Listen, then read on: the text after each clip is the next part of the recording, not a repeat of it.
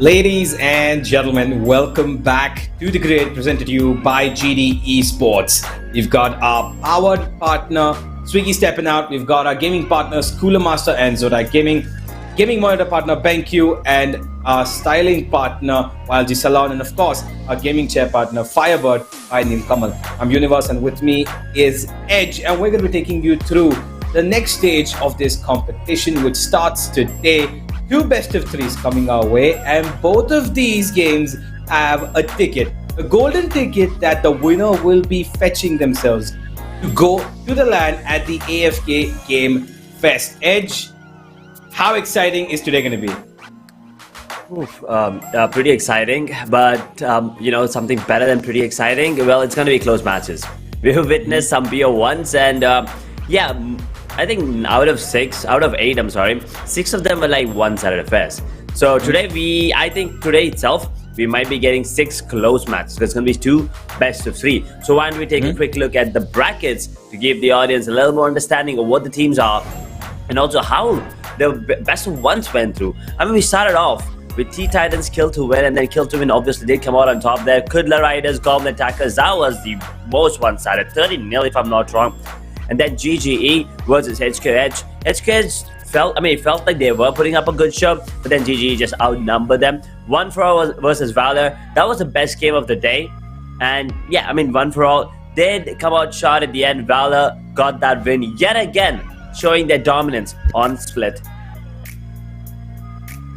Yeah, definitely. This is going to be a quite an amazing matchup. I think KillToWin have a pretty good team. But I believe that with the way Goblin Attackers play, the players that they've got, it's just going to be a huge uphill climb for them.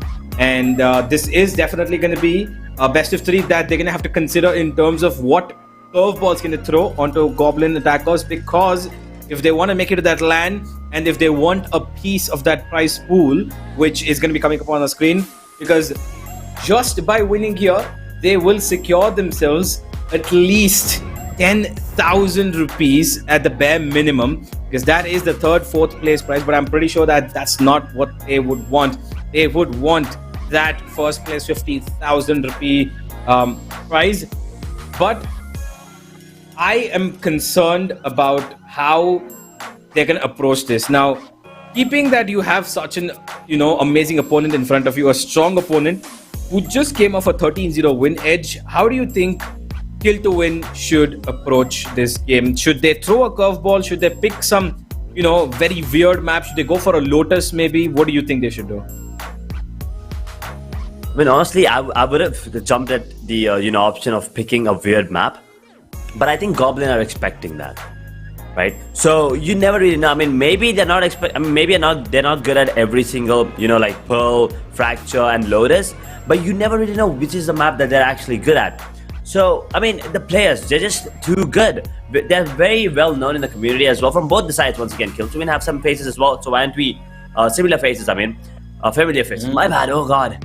But anyway, let's just jump to the team lineup here to take a quick look at the players of KillToWin. We have A-Star, who put up an amazing performance last time on the Killjoy. So looking for, we were waiting for the Killjoy to actually, start getting some action, and then boom, he's the star of the show at the end of the day. Kira did a great job on that jet, so I'm expecting nothing less this time around. Toxic, there were some clutch moments for him, a couple of 3Ks, a couple of doubles for him on that Omen.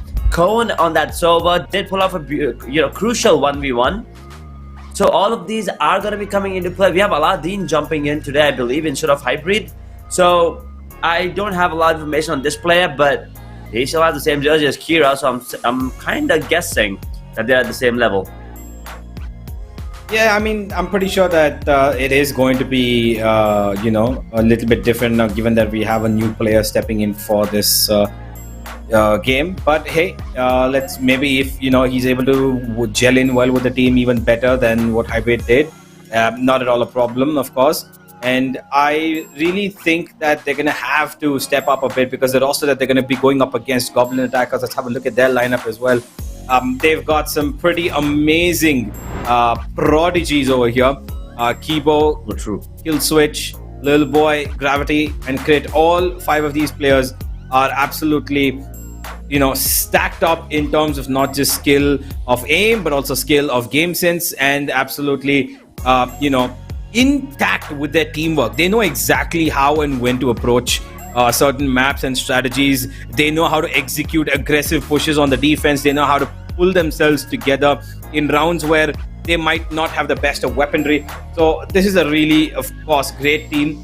And given that this team has, that little bit of extra power in Lil Boy and Kibo, who of course leads this team, it is going to be, really interesting. Let's have a look at the head-to-head though between the two players who will be compared today against each other. It's going to be Kira and Lil Boy, of course, the Jets of both the teams. 34 for Lil Boy, of course, and 42 for Kira. He's played a couple of extra games. He's played 1 game extra. So Kira did have a little bit of an extra jump. But in 2 games, Lil Boy's managed to put up 34. So that's a pretty good number in itself. And they're pretty, close by in terms of first bloods as well. So I'm going to say that this duel is going to be very important. I think if they're going to pick up the operators and whoever wins these duels between these two, I think might set up the rounds for the rest of the tone of the game. Oh, for sure. That jet diff has to come into play. I mean, if both the jets pop off, well, it's going to be interesting. Then it depends on all the other 4 players. But it also comes down to what maps they're going to be playing on. Because there are some maps that KillToWin are decent on. But then there are some maps that Goblin attackers are just amazing on. So I'm not expecting the basic maps, and by basic I mean Ascent or Haven, to come into play, because Goblin are really good on Haven. We've seen them beat teams like Valor, so I don't think KillToWin want to take that. They go ahead and ban Lotus though. The Goblin immediately once again going to the default bans Fracture. First pick, it's gonna be Pearl, and as you said, Universe, they're gonna be trying to take them on Pearl. Like a new map, relatively new map. But Goblin attackers, I've seen them play on Pearl, and they have some amazing strats on that one as well. And there you go, they immediately snatch Haven because they're very good on that one. Goblin attackers. Yeah, Haven is a really strong map for Goblin attackers, and whilst I believe that this could be ending up a 2-0 in the favor of Goblin attackers, I think Pearl might be the best shot that they could have, KillToWin. And we will be finishing this on Ascent if at all we go the distance.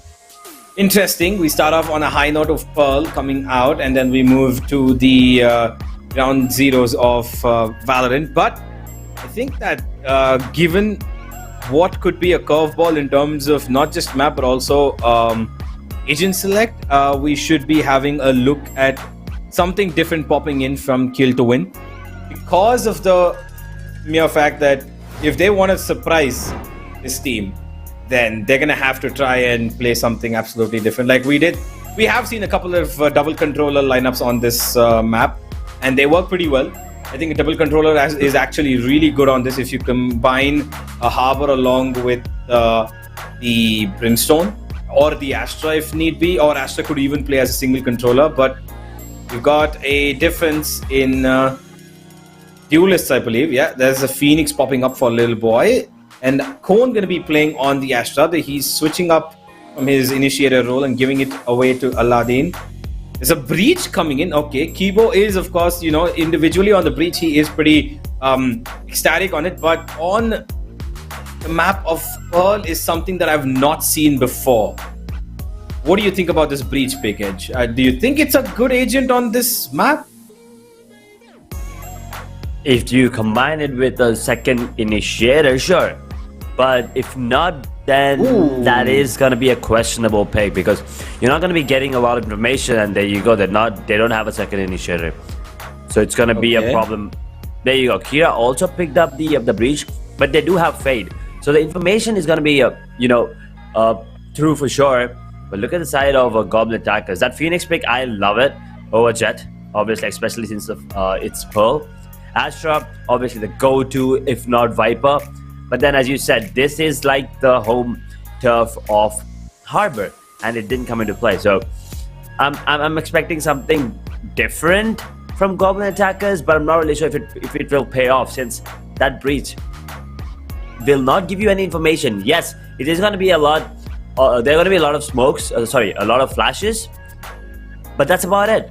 How are they going to be approaching the game? How are they going to be trying to take down KillToWin? They cannot come back. By the way, once they commit yet again here, they have to go, because that blaze wall is going to go down in 7 seconds. Yeah, absolutely. Let's have a look though. We do have a team with no dash agent, and on the other side, we've switched up the agents. The Killjoy's gone to Toxic. We've got Kira on the Breach, and we've got A-Star picking up the Jet. So complete switch up of roles over here compared to what we saw in the previous game for KillToWin. But I think Goblin attacker should be ready for this, because they are going to be, I believe, starting on the defense. So they should be completely alright with getting a good understanding of how this team is going to work. And given that they also have a double controller along with the Cypher, that's a lot of control that they can keep and waste time unless, the opponents are very aggressively ready to push into their faces. Let's head into Pearl to find out how exactly this is going to work. Oh wow, we have player cams as well, so that's gonna be really interesting. A lot more interesting. Oh wow, I love those RGB lights there, but let's see. Ooh, that's a beautiful cam coming in. KillSwitch has not given away his position, but he's trying to wallbang through that dugout area. You're not gonna be hitting it, and in time, Toxic with the double as Gravity lands one. Side, another control of Goblin attackers with the man advantage already. I believe that's how you play Breach. Well, here we are. A very aggressive push gives them quite a bit of yield. 3 versus 4 at the moment. And all 3 players coming in from Art, which might make it a little bit unexpected. They're holding on multiple angles. One's been spotted and a headshot straight to Little Boy. Support coming in his way, but Kira's found him from behind. And they're focusing on the Astra, and that's probably their mistake, because they did not expect where the rest of the players are. Knowing that there's 3 more alive, they should have probably given a little bit of attention to the back of sight. But either way, maybe it's a pace of game that they did not expect up in the pistol right up front. And now, Goblin attackers, they should be adjusting their radars to a bit of extra spice. Wait a second, I believe there's a glitch in the Matrix, because Goblin attackers just lost the round, so they're defending. I believe the oh yeah, I was a little confused over there as well. KillToWin is actually attacking. Goblin attackers are on the defensive half. Yeah. Oh yeah, boy. I think. Okay. Yeah. Still, Once we have that fixed, that's no problem. We can have that fixed soon enough. We've got a little bit of a mid lurk over here coming in from 2 players. They're going on the backstab. The Killjoy was Toxic close to his alarm bot, so it will be activated, and they got now information. Kira's taken out Little Boy with his aftershock, all things. Now this backstab could yield at least 1 player, but look at Toxic's position. Not quite sure if they're going to be checking this. Yes, they will. Keepbo gets 1. Aladdin to trade back on to get 1 instantly as well. 1 man left. Gravity towards A main. 1 enemy remaining. Go down. Gotcha. He wanted to stay alive for a little longer and cause a little bit of menace, but he tries out for the peak. And now it's 2-0. Decent eco, but now's where the game begins. Now it is going to be the buy round. It's going to be interesting to see. I mean, Kibo already doing some damage with the classic, even in a buy round for the side of KillToWin. So I'm kind of excited to see. But the fact that the fact that they don't have a jet, I want to see who's going to be the one picking up that operator. Or are they even going to be having an operator up? Did I just see an operator there on the attackers? Hira, did he pick it up? I think it's a Marshall. I think that's a Marshall. It's a bonus. Oh, okay. Course, so. Yeah, it's a bonus. Yeah, it's a Marshall. They're peeking out. They've got a bit of control towards B long. They've come pretty close, but I don't think that A-Star would want to dash through that smoke with the weapon that he's wielding. Little boy right around the corner towards a shot. Forgive me, B-Link. Seeing himself alive, and there's the kills coming in one after the other for defense. Running out with the classic, not afraid at all. The team flash doesn't matter though, because it's a flawless round. No weapons dropped, only picked up over here as a very good round coming in instantly from the side of Goblin attackers. I was a little worried. I thought that maybe they would lose a couple of players, especially the Cypher after getting the flash that he did, but we're good. Got our game on our hands, and a full buy from both these teams makes it more interesting. Let's find out how the momentum shifts now. Can they defend this yet again? A hit. The last round. Splashing Star is trying to go in for A, but that lurk. Just be careful there. Gravity is ready on the side. The Prowler spots one out. A-Star misses the dash. Unfortunately, lands right in the crosshair of Gravity. But Lurk was there for the backup. He's going to take him down immediately. The long term will be coming in, but it's a little too late because two players. And one of them being your Dill has already went down, but Cone is still making it work. Gets one. Back to a 4 versus 3. The Lurk. He's trying his best to make his way towards B, but that's just... Oh no, it's not going to be a fake as they're actually making the rotation, but Crit if he gets the skill. Oh, he has given away the sound cube. Now Cone. It's all about timing here. It's all about timing. He has given away the sound cube as well. Yeah, Universe. Very close, but now he's tucked into... Oh, now he's been spotted. Crit, that smoke actually was absolutely brilliant because the minute that smoke popped in from the spawn itself that he put, Cone was instantly denied from moving any closer to where he wanted to be. And now they've got a complete idea as to what this is going to be. They're ready. They're trying to cover up Crit on the back of side, but he's still alive. He's keeping himself hale and healthy. Cone for not that long will he let him live. As Little Boy comes in for the trade as well. An open plant, that's pretty daring. Here we go. Little Boy loses his life. Cone still making it work with the lurk and the more that he's putting in. The effort is amazing, and he's still trying to find value. 2 versus 2. No utility on either side at the moment. Just hoping. There is a fault line that goes through. Gravity, he's keen on finding these kills. Unfortunately, he will only be delivering an ace to Cone. What a round from Cone. One luck, and it all becomes possible. Wow, that was really good from Cone. Patience was rewarded brilliantly for him. That was Lurk at its finest. Beautiful positioning, beautiful patience, and just, well, aim is there at all times. Goblin attackers struggling now. Their economy, well, they can still go into a full buy round, but it's got to be taken ahead next time for sure. But I think KillToWin, they got a little lucky there because of, you know, the positioning coming out from multiple players and a little bit of timing there.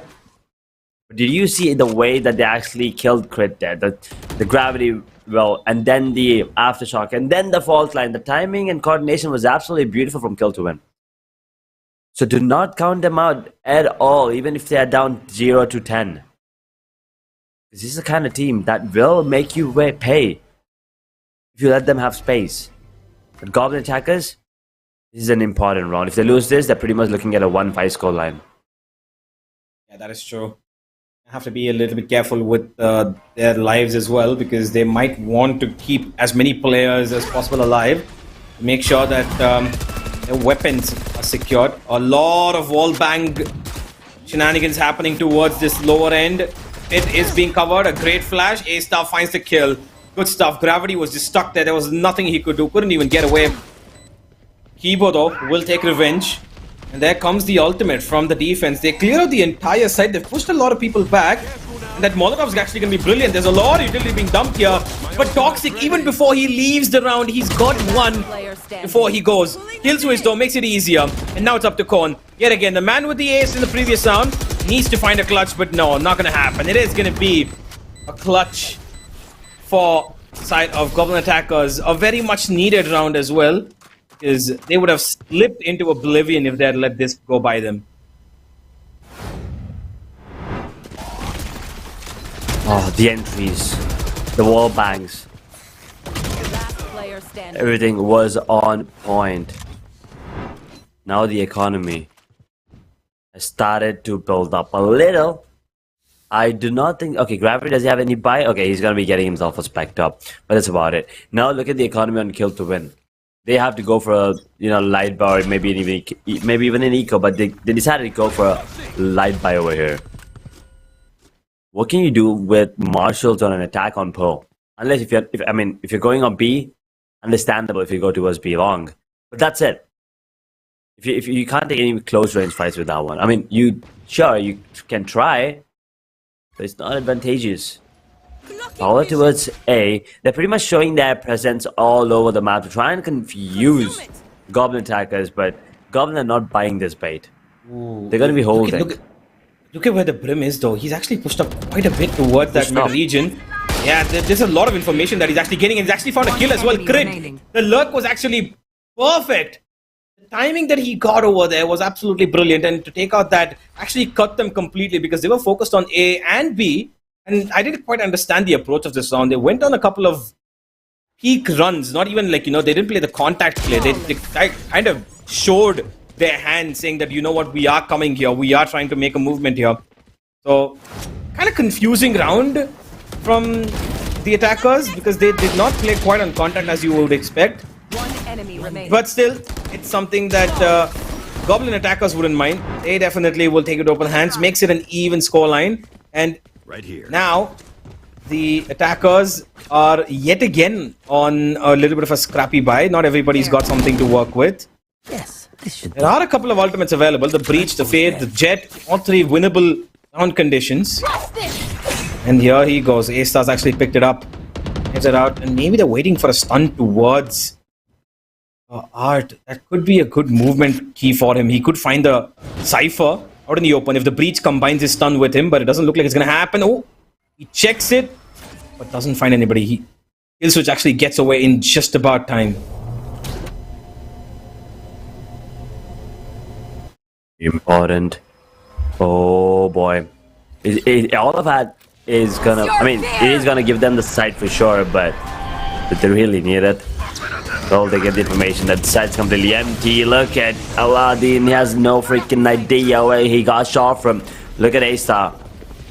He thought he was in a great position, but now multiple mistakes here coming in. But the rolling thunder also coming into play. A-Star immediately taken out though. Hebo, even though he was stunned, he still actually found one. And that's the great thing about this squad of Goblin attackers. They are able to find themselves in very tricky situations and still be able to find value out of it. Now, one man left, Korn, who had a really good start to the game, found an ace clutch for himself as well. Is now left alone in a 1v4 with 15 seconds to spare. Might as well want to just save this weapon, but he's got economy next turn, so could try to destroy the economy of the opponents more so. Got no time. He's got no space. And he's got no rounds. 4 and 3. It is the side of Goblins to take the lead.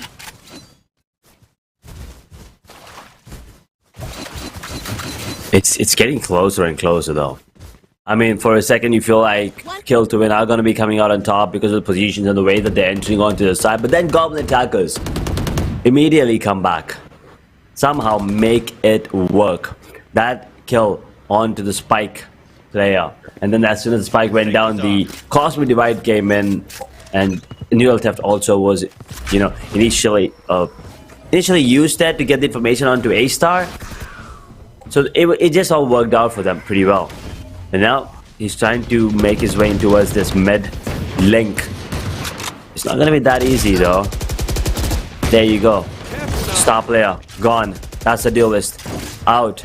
How do you attack without a duelist on Pearl? Well, this is definitely going to be difficult. Let's see how they actually respond to this. Little boy caught in this corner. Ooh! If he had probably spammed it properly, he would have probably found Aladdin there. They're keeping them on their toes at the moment, Goblin attackers. They're not really allowing them any sort of space in terms of sound cues where, you know, they could be a little bit silent and maybe they could creep in. But there's a problem. Look at the spike. It's still pretty far away and they're running into the last couple of seconds into the zone. So somebody needs to go pick that spike up and get this closer to the sides. But KillSwitch, he keeps dropping them down. It doesn't even matter where they're going. Aladdin's been stunned. 30 seconds left. What are you doing? You need to get the spike. And you're already going to waste 10 seconds going to try and get it and come all the way from a main. And whilst that is happening, Toxic is going to lose his life to gravity. And it's round over. It's done. It's dusted. There's no chance that Aladdin's actually going to try this. Because if he needs to get a plant, he needs to go straight and stick it. And to stick that, he needs to check every single corner possible. And the one thing he doesn't check is the right side. And that's exactly where they lose the round. One small mistake, leaving the spike just a little bit away from you. And then completely forgetting about it. Play some stars in this reality. Positions, the timings, everything going in the favor of Goblin attackers at the moment. A-Star unable to pop up. He's sitting on one as a jet. We've seen him pull it off on a KJ. Maybe just a matter of time yet again, Universe, because last time also he did take his sweet time, but then when he started getting those frags, getting those numbers, he was unstoppable.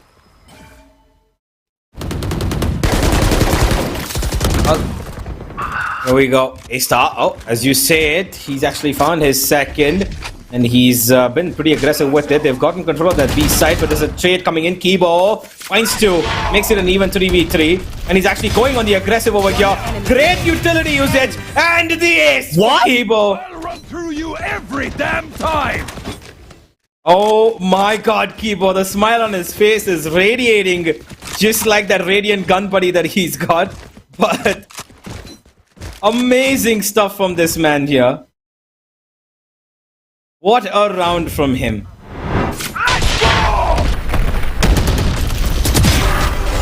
Wow. That was just some clean grid shot. That was just some pure aim lab skills right there, and you can see the smile, as you said. You know, he is literally just smiling. He's happy about it, and who wouldn't be? Come on, that was some beautiful stuff to witness and just to watch. I mean, even right now, even I'm like, you know, just finish this game and let's just go play some Valorant, because that's how I felt after watching that ace. So that's two aces already in one match. Yeah. Already much you know, much closer than yesterday's day before yesterday's games. For sure, it is still 6-3, and this timeout from KillToWin is just to give them a little bit idea as to what exactly happened and maybe what they can do, because Kibo was in a position where he went completely unchecked. He was sitting at pillar and the jet went past him, and because they killed the person on B side, they thought that this is completely empty. They've got nothing else to do here just except for plant the spike. But Kibo at the right time picked up his pace, went and got the 2 kills behind him, and then the ultimate right to the faces of the 3 players coming in front. They couldn't escape, couldn't go anywhere. And what a round from the breach. Now, with the eco, they're running in towards Art. There is a tripwire between them and that Art corridor. KillSwitch, be careful. A lot of resistance and headshots towards him. Under 38 HP, needs to stay alive so that his teammates can actually use him for a better situation. As a little bit of a standstill. They've actually jumped over the tripwire, haven't they? Yeah, KillSwitch has now gotten Kira, realizing that he's made a mistake. A little bit of a duty with that placement of the kill trap. Sorry, tripwire. And now he's gonna have smokes in his vicinity to allow him a little bit of space to work with. B versus 5. Since it's just an eco, I'm not expecting a lot. Maybe a couple more weapons can be retrieved. He has gotten the information. But Kibo, he's ready for this. He misses a shot, though. A couple of bullets not going in his favor. Possibly divide is available. Running back is available for the side of Goblin attacker, but I don't think any of that would be used in this particular round. They're still in mid control. They're still having that mid control. Goblin attackers, though, they're not over committing. They're just taking it slow. Through the smoke gets one. 10 seconds left. Ah, We'll get the plant, it seems. Is it? Oh, will they? one. Sure, he's actually going for it. There goes the plant, but it doesn't come through. He had to stick it. He didn't have time. Gravity plays that really well. Sly and sleek. Walks into the smoke and takes out both of them. Good stuff over here from Goblin attackers. They're playing that controlled aggression really well. They're able to find themselves into positions early in this round, in all of these rounds, where they're able to get map control and information very quickly and very early. And that's a problem, because the minute they've got that, push up towards B, they're able to find a kill, run immediately back. They're going to try and disengage with this team almost instantly, because they don't want to give them any sort of confidence of trade or any sort of possibility to even come close to those sites, because they're going to be scared as to where exactly it's happening. Kill switch, okay, again, eating a lot of that damage, and going into the gap, he will lose his life. A little unexpected, I believe, over there. Get little boy, okay, that... Face your fear! Will he go for a kill? Yes, he will get a kill. Okay, wow, that's impressive. Blinding. Easy. Flash out. Spike planted. KillToWin. Can they at least get this one now? Has to be really cautious with the positioning that they're going in with. Gravity. Does have one more star available, but that's about it. The flank is on.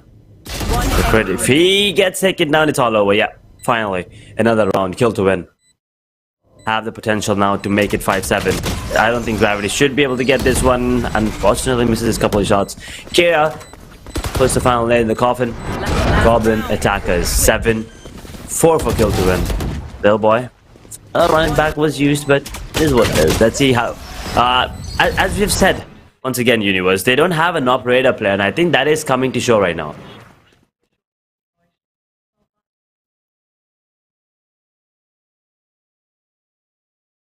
Well, this has been more so Goblin attacker sided half clearly, as we can see, but with specks of brilliance from KillToWin. They did have a good start, and then they kind of slipped up pretty quickly.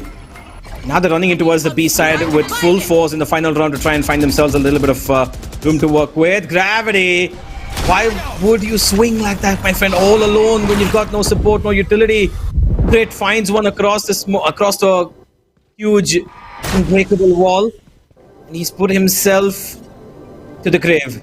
3 versus 4. Yet again the retake. There is the neural tift available. I'm gonna go for it. Look at what the ultimate's brought out. There's Kibo finding kill just before he gets stunned. And kill switch gets another as well. The ultimate goes out, and suddenly it's turned all the way around. 3 versus 2. It's getting difficult, but they need to hold it alive. Kira's got 2 flashes, and he needs to use them perfectly. He's waiting for his teammate to try and get a little bit of distraction going on, but it's not going to work. He's moving left, he's moving right. Gets one. Kira, another flash. It's perfect. Is it? No. The second one does not get flashed. He's still working around. He's waiting for the close-up. The classic will not work because the shot is better. And with that, ladies and gentlemen, it's 8-4. The Goblin attackers winning the first half. Couple more seconds and KillToWin would have had another round in the bag.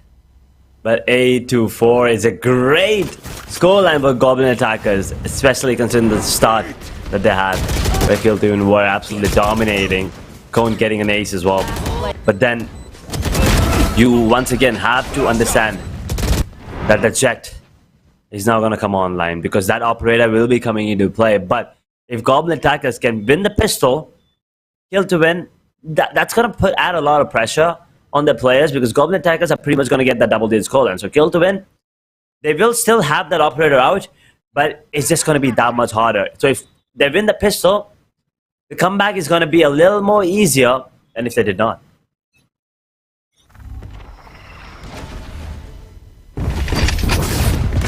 Oh, here we go. Right up towards mid, taking up a B-Link. And look at that flash. It's actually so good that they get absolutely smothered here. KillToWin. They had no idea what was coming, and these frenzies are just shredding them to pieces. Cone trying to get in a little bit aggressive, and he might just find a value out of it. Yes, kill switch is gone. Takes out the luck, but the problem being that this is not exactly where the hit is coming. It's going towards B, and there's one man standing between that site And he's not even close to it. Toxic, he knows that he needs to be a little bit afraid over here. Because there's 4 players running around, 2 of them with frenzies. And those frenzies are running around like machine guns at this point. He's got a classic to defend it all with. Smoke goes off at the right time for the attackers as goblins find every single kill very convincingly, and it's left to Toxic. 1 versus 4. A classic to work with. No utility, nothing in his hands, nothing on the ground either. And as a Killjoy, that's the worst kind of situation you can be in.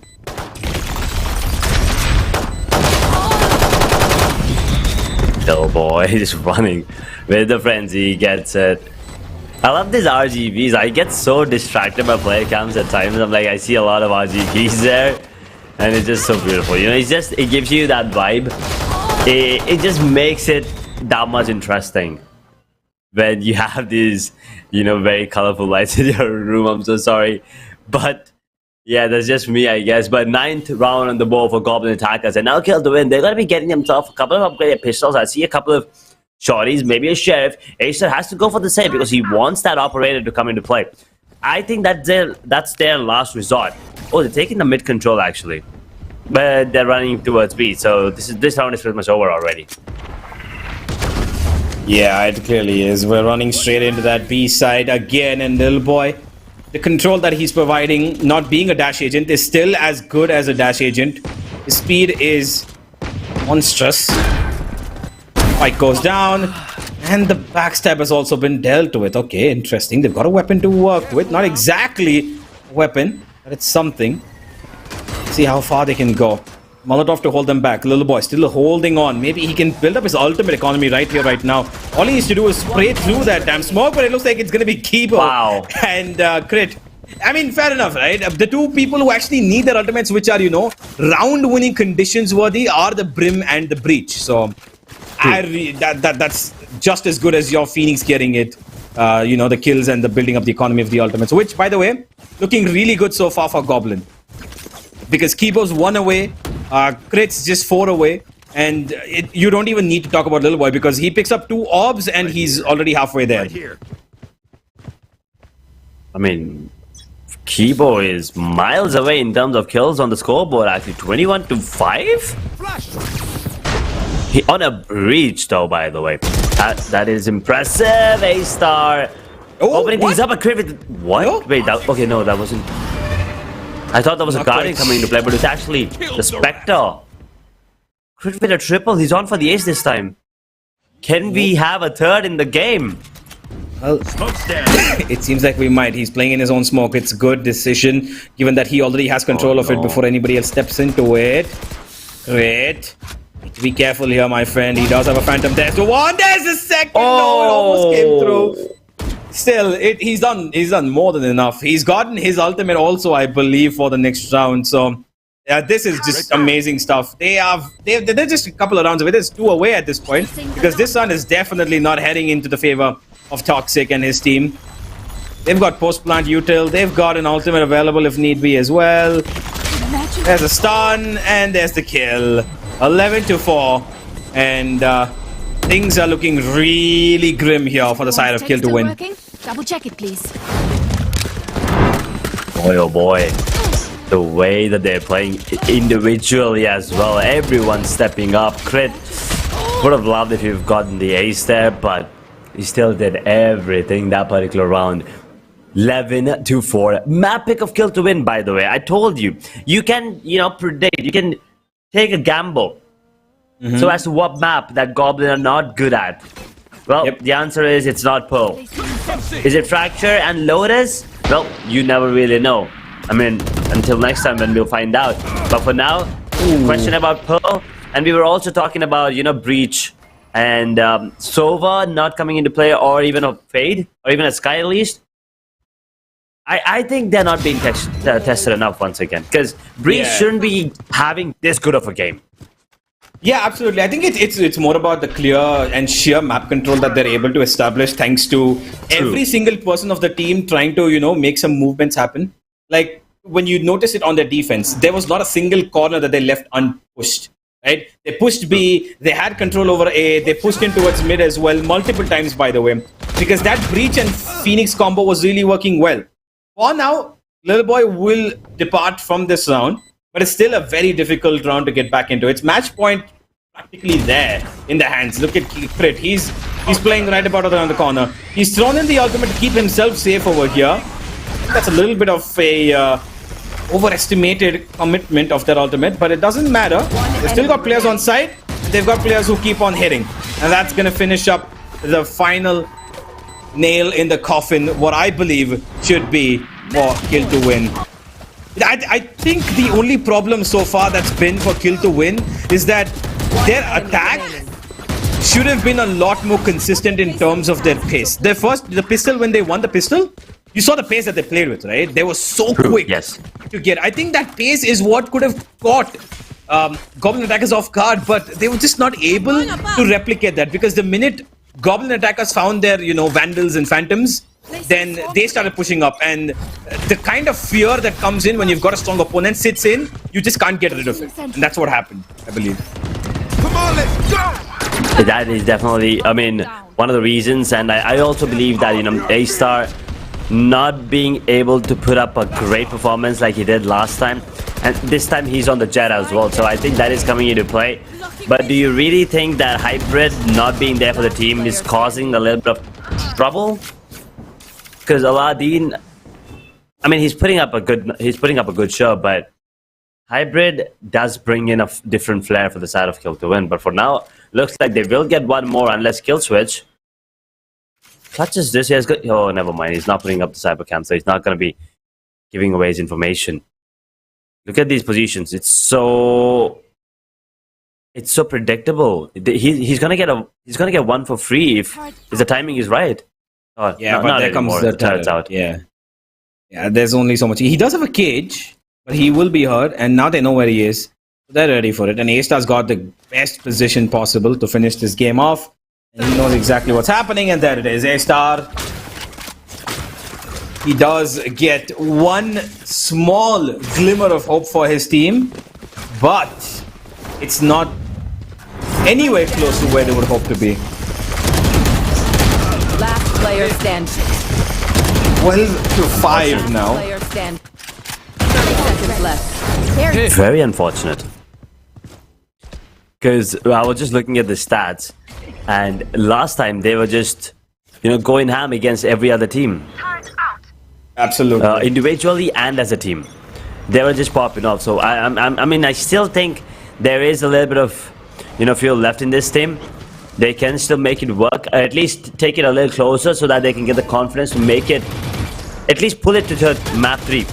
Because if they get taken down pretty early, okay, maybe I spoke too soon. As Little Boy gets himself a double, that's a third. It's all over. Yeah, as I was saying, if they would have pulled it closer, I think we would have seen a third map. But the way that the way that Goblin attackers are playing, I think it's a 2-0 as well now. Yeah, this is gonna be very difficult to retake. Aladdin, he's got a haunt, but he's not using it for some reason. I don't know why he kept the utility in his pockets. He had a haunt, he had prowlers as well.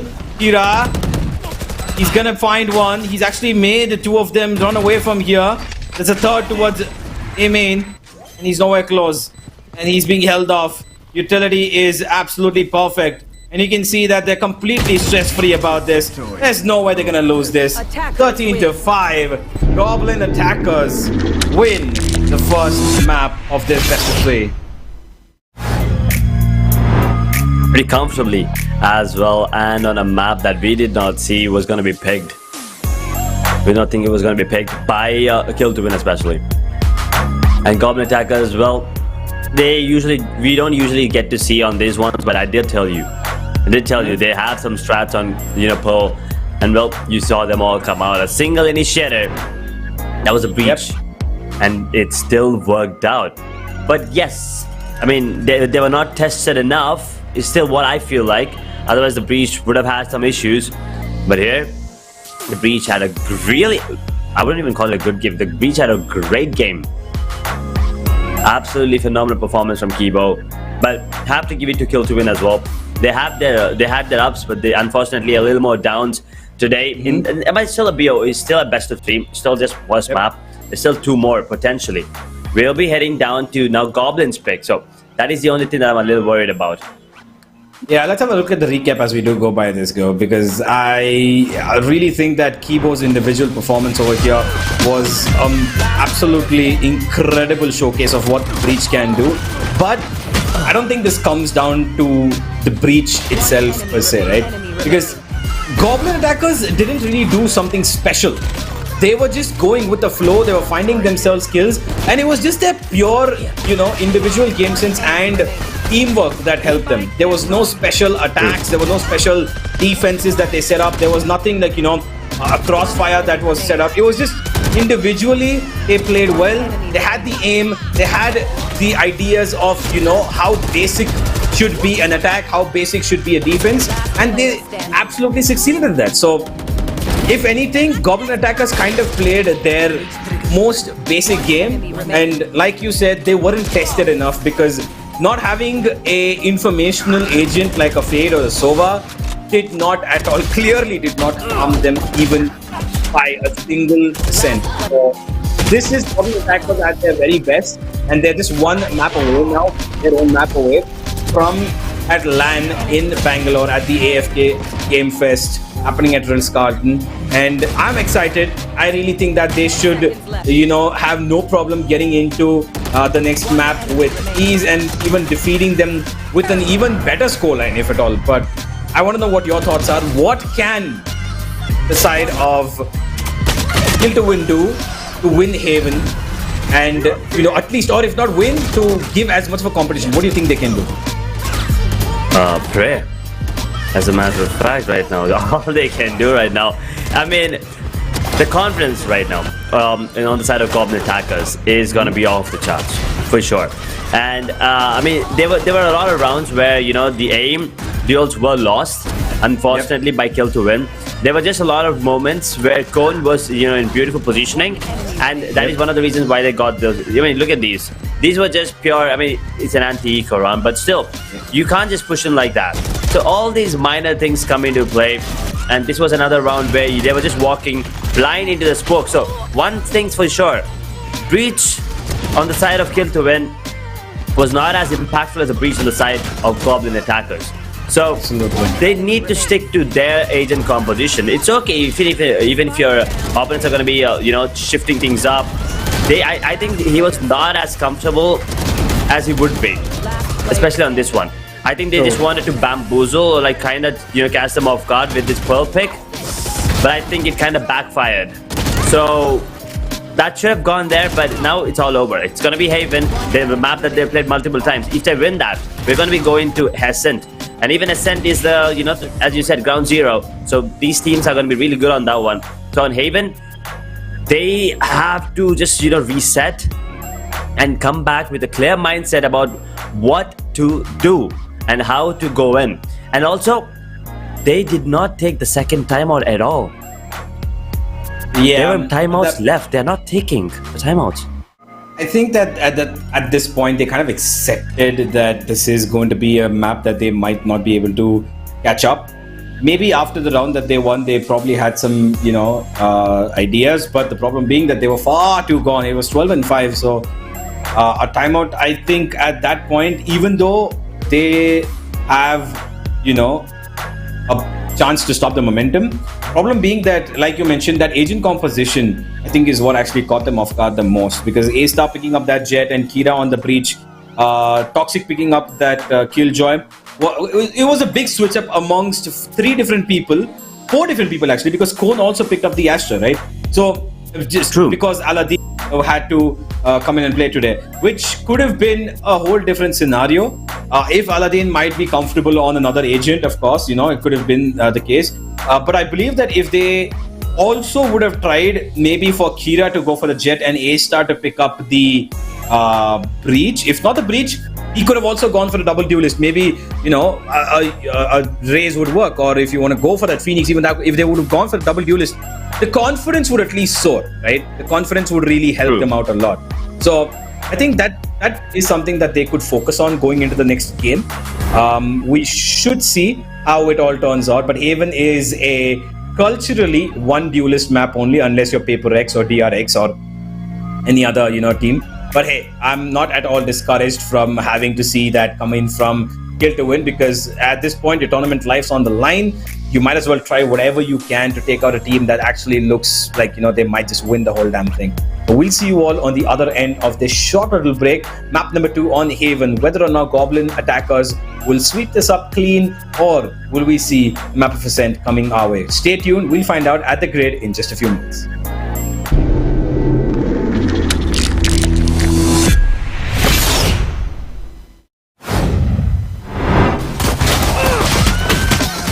Player standing.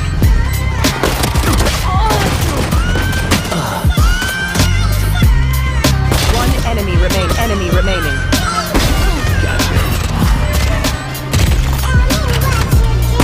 Sorry, kid.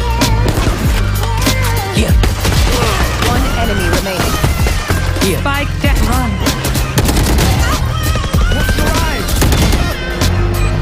One enemy remaining. One enemy remaining.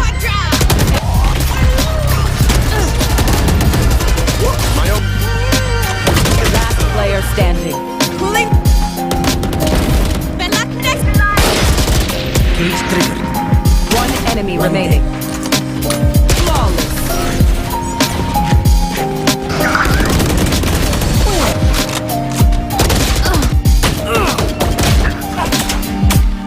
Last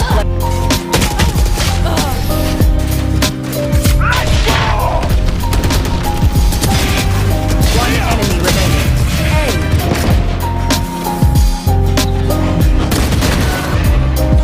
10 seconds left. One enemy remaining.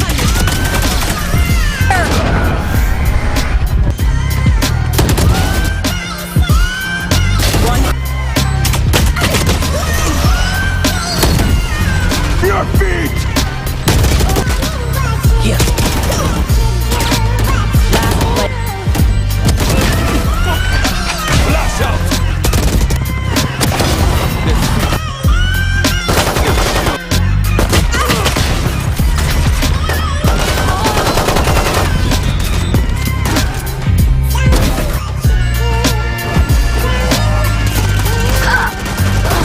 One enemy remaining.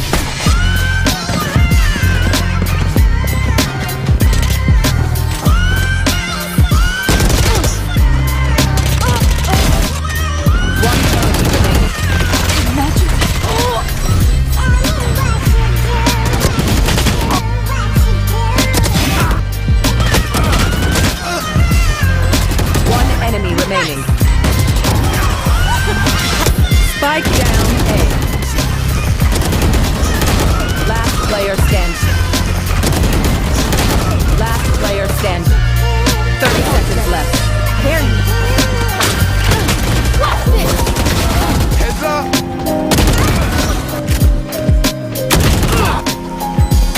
One enemy remaining.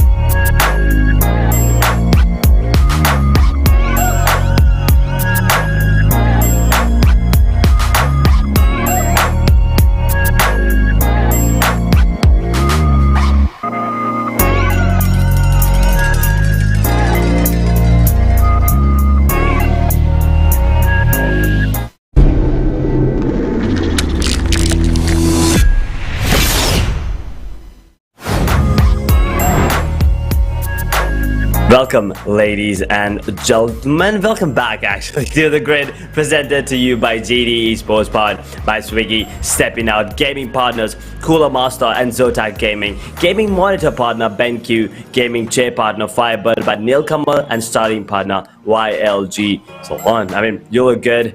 Well, I was just looking at all these sponsors and stuff, and I just noticed something, Universe.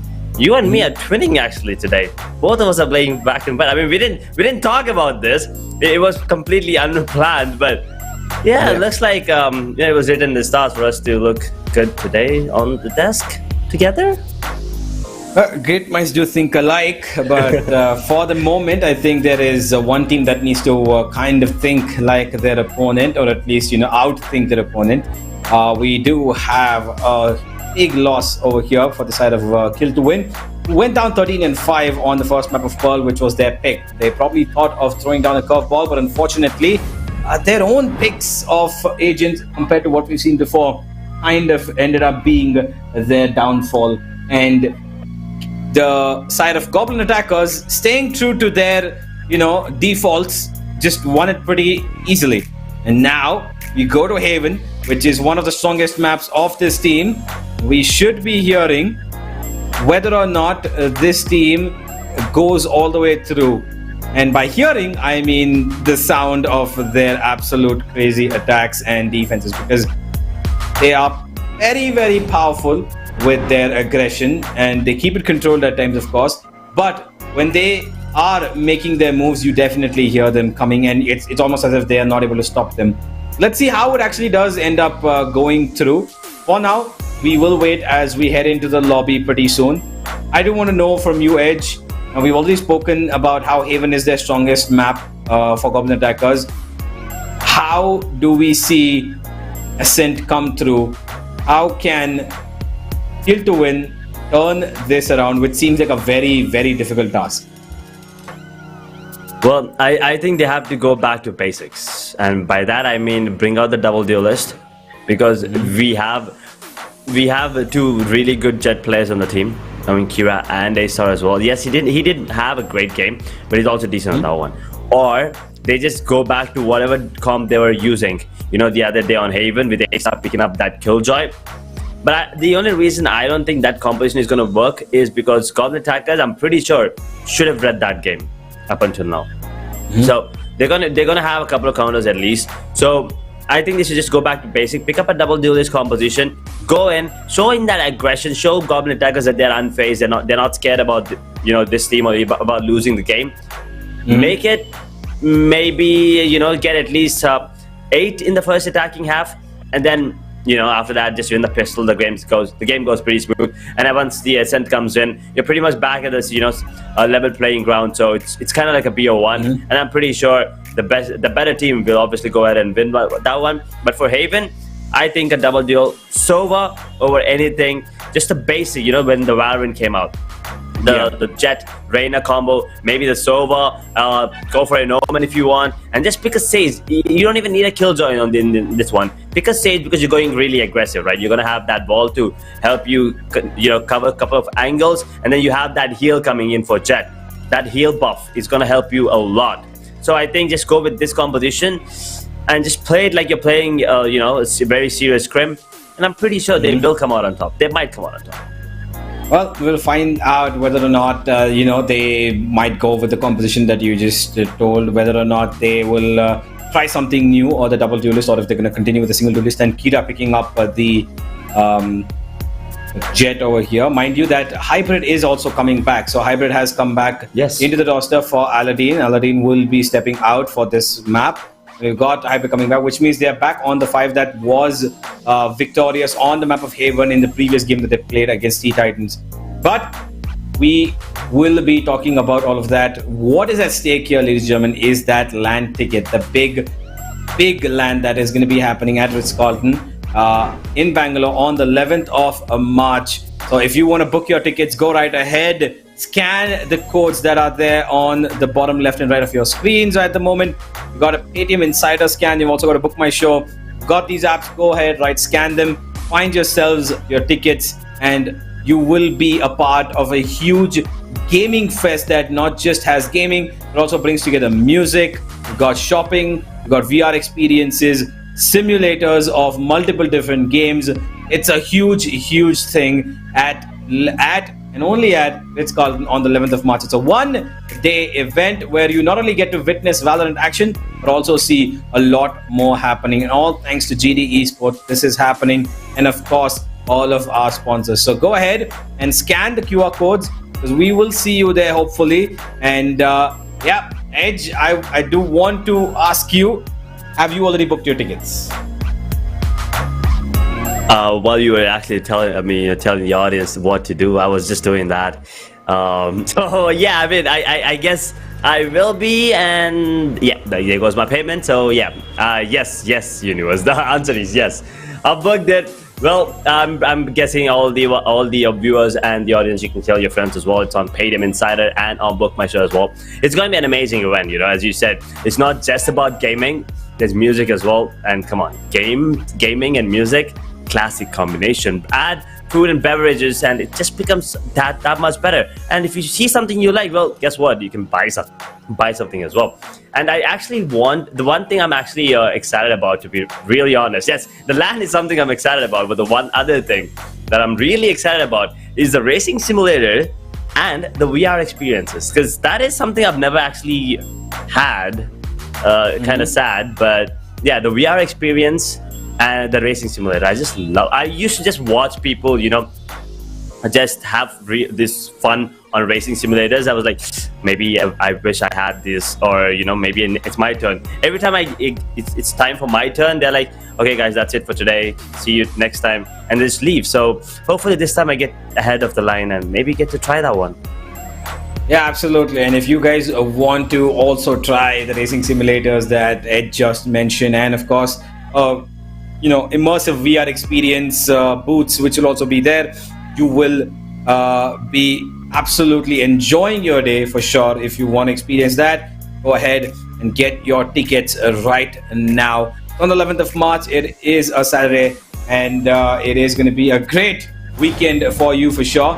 Get your friends, get your family, and experience gaming on the higher end with the AFK Gaming Fest, presented to you by GD Esports. But for now, getting back into the game that we have on our hands, a team that is significantly in a very good position to find themselves going to the LAN, and a team that needs to make a big comeback and needs to show us something brand new and need to pull out something out of their bag to try and make this through. We have Goblin attackers who are very confident on this map, and whilst they are, you know, the favorites to go into this, I want to talk about the next game as well while we wait for the, you know, technical issues to be sorted. We've got Valor going up against Guild Games Esports, which is going to be the next game, right? Now Valor, of course, a great team. They had a very tough time on Split that they played. They won it by the thinnest of margins, 13-11 in the final round.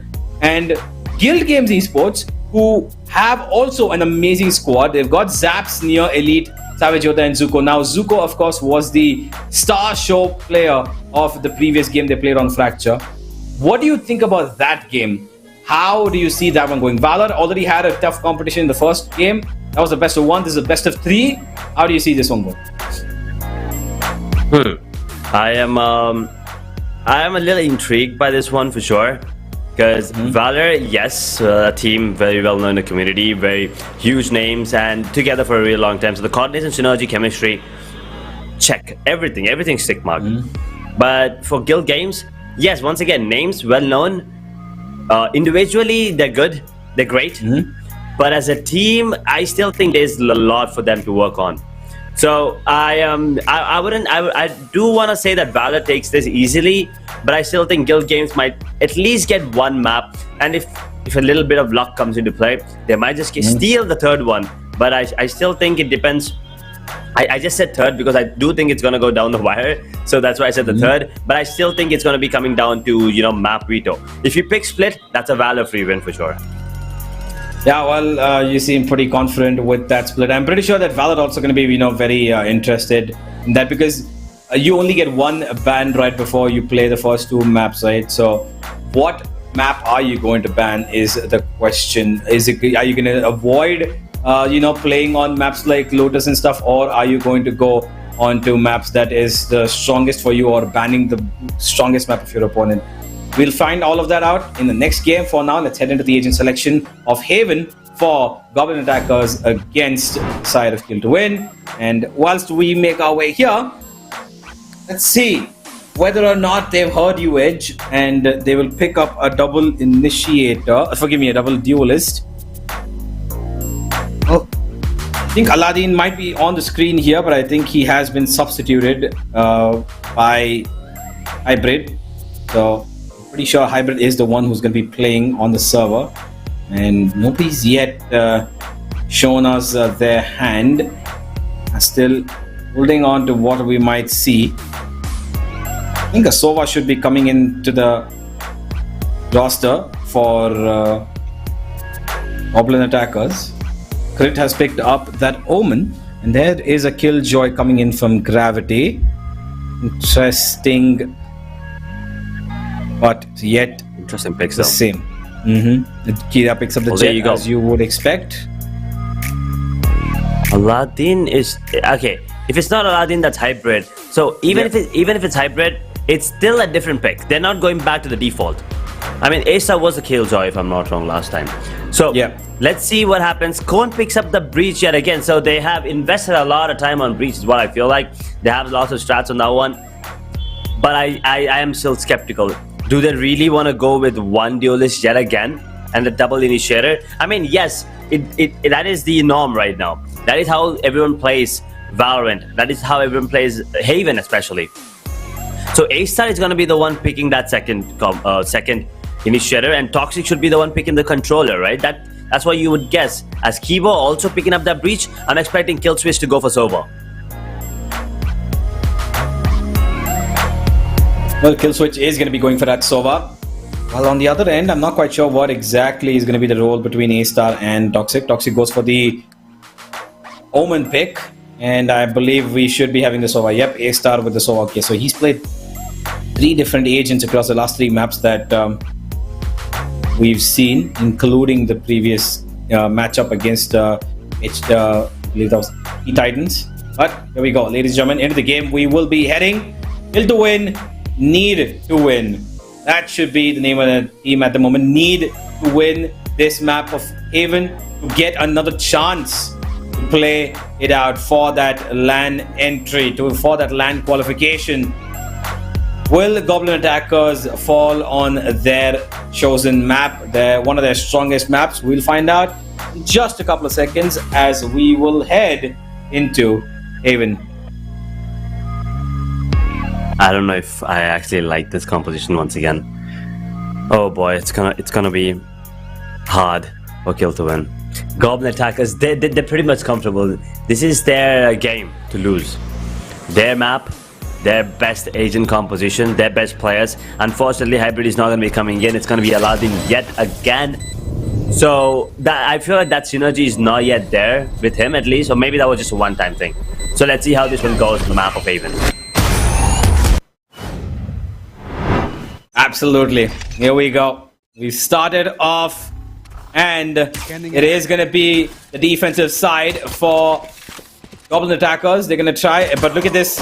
They've already pushed up, and Kibo's found one. That Frenzy working its way again, and Gravity takes a trade. Little boy up with it, and this controlled aggression instantly gone back because they know all they needed was the advantage, and they've fallen back. Kira.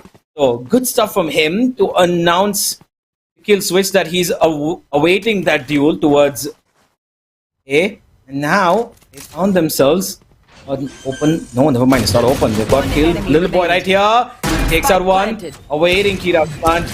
A smoke that gives a little bit of space to work, but he does not spawn. And Little boy is actually expecting this. He realizes that this could be a possibility, and he awaits his teammates' arrival from A shot, who will have a free roam pick on him.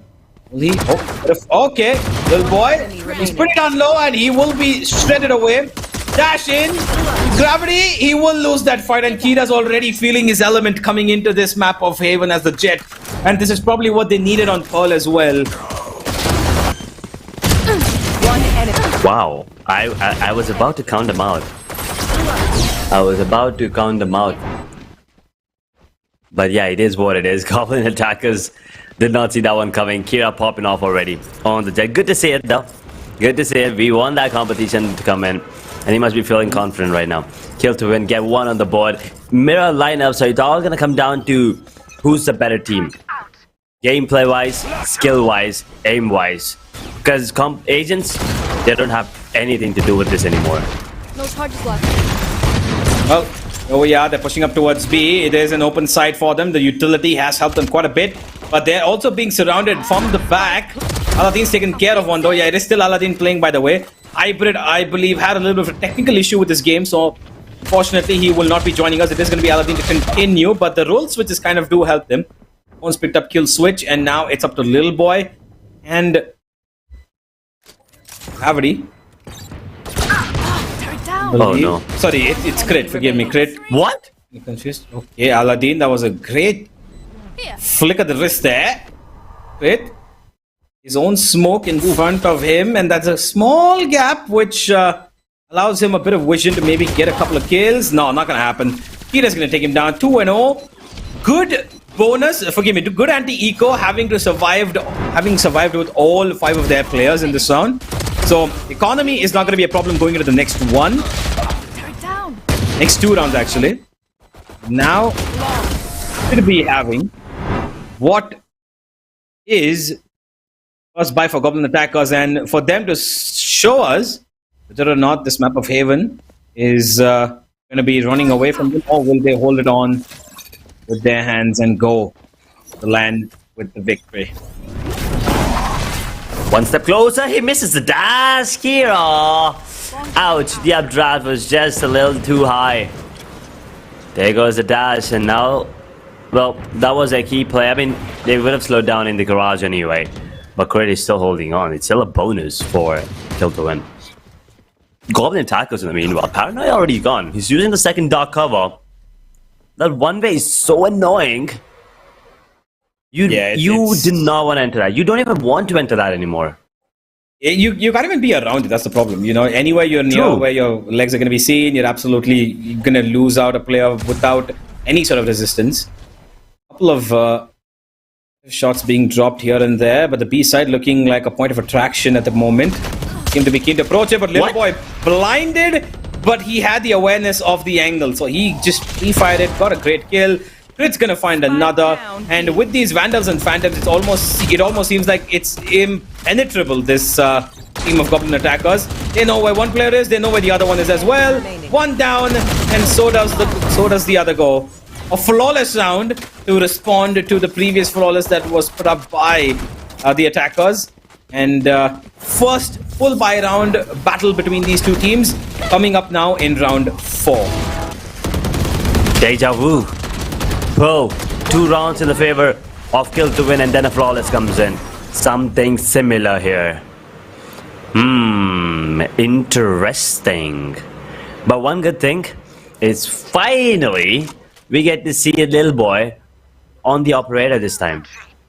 If he decides to pick it up, that is, of course. That is the only gap in their lineup.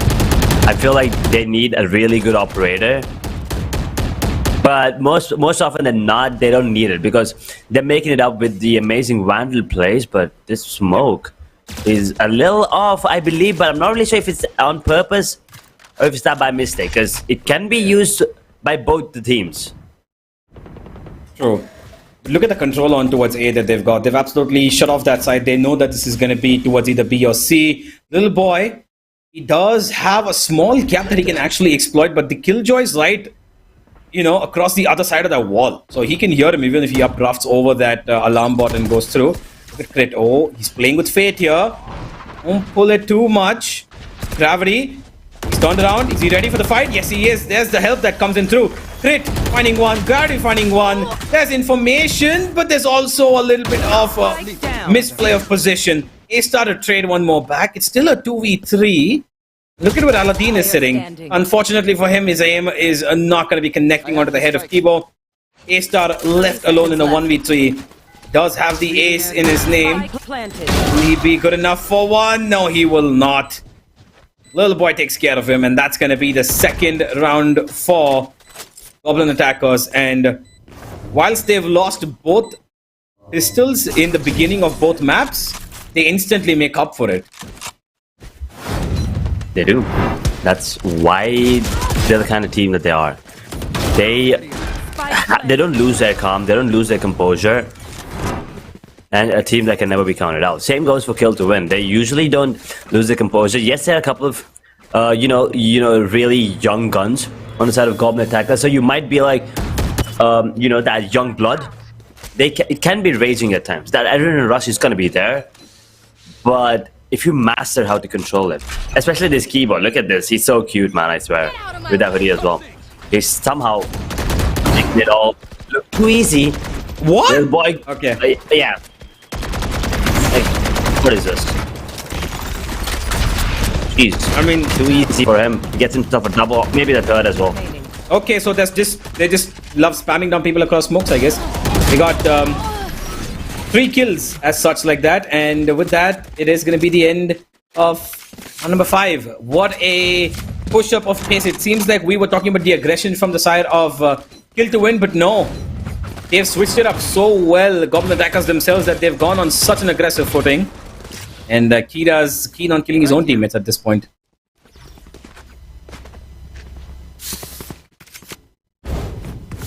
He just wants kills.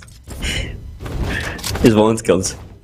Well, KillToWin, it is going to be a buy round, and they also have 2 ultimates available. So the post band is going to be coming in, but how do they enter into the side? Because Goblin attackers also have the Hunter's Fury. So Aladdin, ooh, how is it that they always get these kills? Aladdin gets himself a double though in the meanwhile. From where is he shooting? I don't even see him on the map. Did he just get a couple through the smoke? Not quite sure, maybe, but at this point it doesn't matter. Kill switch, what a shot from him. Keeps it clean. And that ultimate is going to be countered by another ultimate. 1 enemy remaining. It is going to be destroyed, and Crit's taken out Aladdin, heading into the B side as well. With that, it's 1v3. Yet again, it's A-Star, and he is heading into absolutely different territory. Oh, that, okay, he still makes up for it. Somehow he finds that kill. 2 versus 1. As the Spike has half his life with him, and has no information as to where these 2 opponents are. He's actually circling around and going towards spawn. What he doesn't know is that they've actually circled him around, coming in from C, Garage. They check this. Yes, they will absolutely. They line up, but unfortunately, A-Star just couldn't adjust his aim quick enough. 4-2. The story continues the same way we did on Pearl. He would have lined them up. He would have lined them up, and that would have been amazing. That would have given him a lot of confidence as well. If the confidence boost would have come in. But the ultimates are gone now, unfortunately. So that is just kind of sad to see, but because they were at the point, they were having a good run. In that particular round, they were almost on the verge of closing that round, but then boom, Goblin attackers pull it back yet again. They're taking this control. They've done this last time as well, if you recall, Universe. They've done the same kind of setup the first time we've seen them on Haven. So I'm not really sure why KillToWin are not predicting this, and why are they not, going ahead and trying to counter it, or at least contest. Because look at this, they clearly have the aim. A Sheriff taking down a Vandal. They clearly have the aim. Oh, that is some beautiful. Okay, that's a good flash. I'm gonna steal that. Thank you, Kibo. But back to the fact that they have the aim, but they're just a little, I don't know, maybe second guessing their moves. KillToWin, 3 versus 3. They can still do this. Look at this. Be under the control. Omen coming out of the shadows, out towards A, immediately cancelling it out. The plant will go in. Oh, he does have the rolling thunder, so it's not going to be easy. Never mind. There's a 3v3. They've got an ultimate available. Ebo needs to be careful. He's got people locking up on him. Gets the 1. There's one right next to him. He doesn't get it. Kira has been stunned, but he will survive. Now Toxic on 5 HP needs to make use of his positional play. He does use the shouted step, makes it a little bit more difficult in terms of informational play for the diffusers. he understand it better? No, he will not. He goes around them. 1v1. It is the Omen up against the Jet. And oh my god, Kira. Another death. Kira. Oh, he tried something. And it would have worked if Crit just didn't walk right up to his face. True. The body block came in and boy, that had to hurt. But that was some really good positioning coming up from Kibo. But I want to see if they are going to be contesting this A lobby this time again. Because that is something they are taking every single time, Goblin attackers. And I love the fact that the timeout has come into play. Really good timing. Have to give it to them. This time. I just hope they get the second one as soon as possible as well if they're going down. If nothing changes. But for now, KillToWin, they're going to have to, start working, start thinking about how they can take that A lobby control. Because that is being taken 7 out of 7 times in every single round for now. So, get that A lobby control and then maybe decide the pace of the game. Because you're obviously, every single time, if you lose that control, you pretty much only have 2 more sides. And you are losing that attacker's advantage on a map like Haven, which is 3-sided and attacking favor on paper. Yep. Yeah, it definitely does cause a lot of trouble, right? And I believe that with the way these Goblin attacker players are aggressive on their defense, it's kind of giving them absolutely no time to even think or react to what exactly they want to do. So it's almost as if they're not playing proactive Valorant, they're playing reactive Valorant. And that's kind of just throwing them off the guard because they should be doing what they should be wanting on the attack. They are the ones who should be running the strategies. But it seems like Goblin attackers have got absolutely, they've cramped their minds with such insane aggressive pushes that they're not able to execute what they want, except for the B side, which is the only thing that's been working for them. Somehow, usually the B side is the one that is like really hard to take. And somehow that's the only thing they're getting, that's the only thing they're making it work. And KillToWin now. Rolling Thunder available, so post plan can be a little easy, or do they want to use that to get into the side? Is the question. 3-round deficit. Blaze available for Goblin attackers, and that's about it. B side is left alone again. I believe there is an alarm bot, so that's it. They're gonna get spotted immediately, so I'm going to activate it. B taken. Shouted step. A is also left alone because obviously. Oh, okay, I like this. I like this move, but Aladdin, does he know there's one behind him? It doesn't really matter. He still must get 1, 2. He's gonna get taken down, but it's an A plant. It's okay. KillToWin. That ultimate was of no use, but they had to use it. Look at this positioning. It's absolutely beautiful. Kira is missing all these shots here, Universe. That's not something you usually see coming out from him. Yeah, absolutely. They've made this 1 round count, and they've made it count heavy. Yikes. I believe that they should be looking at round number 3, unless, okay, kill switch. He gets one back, kill switch. He's still making it work, and Cone's left alone on the Heaven. He does give away the half defuse, and while Gravity survives even after that, he's got a turret, and he's got a human turret watching for him. Kill switch with a 4K clutch. What a round from him. I did not at all expect them to go in for this. They had the Killjoy just working about.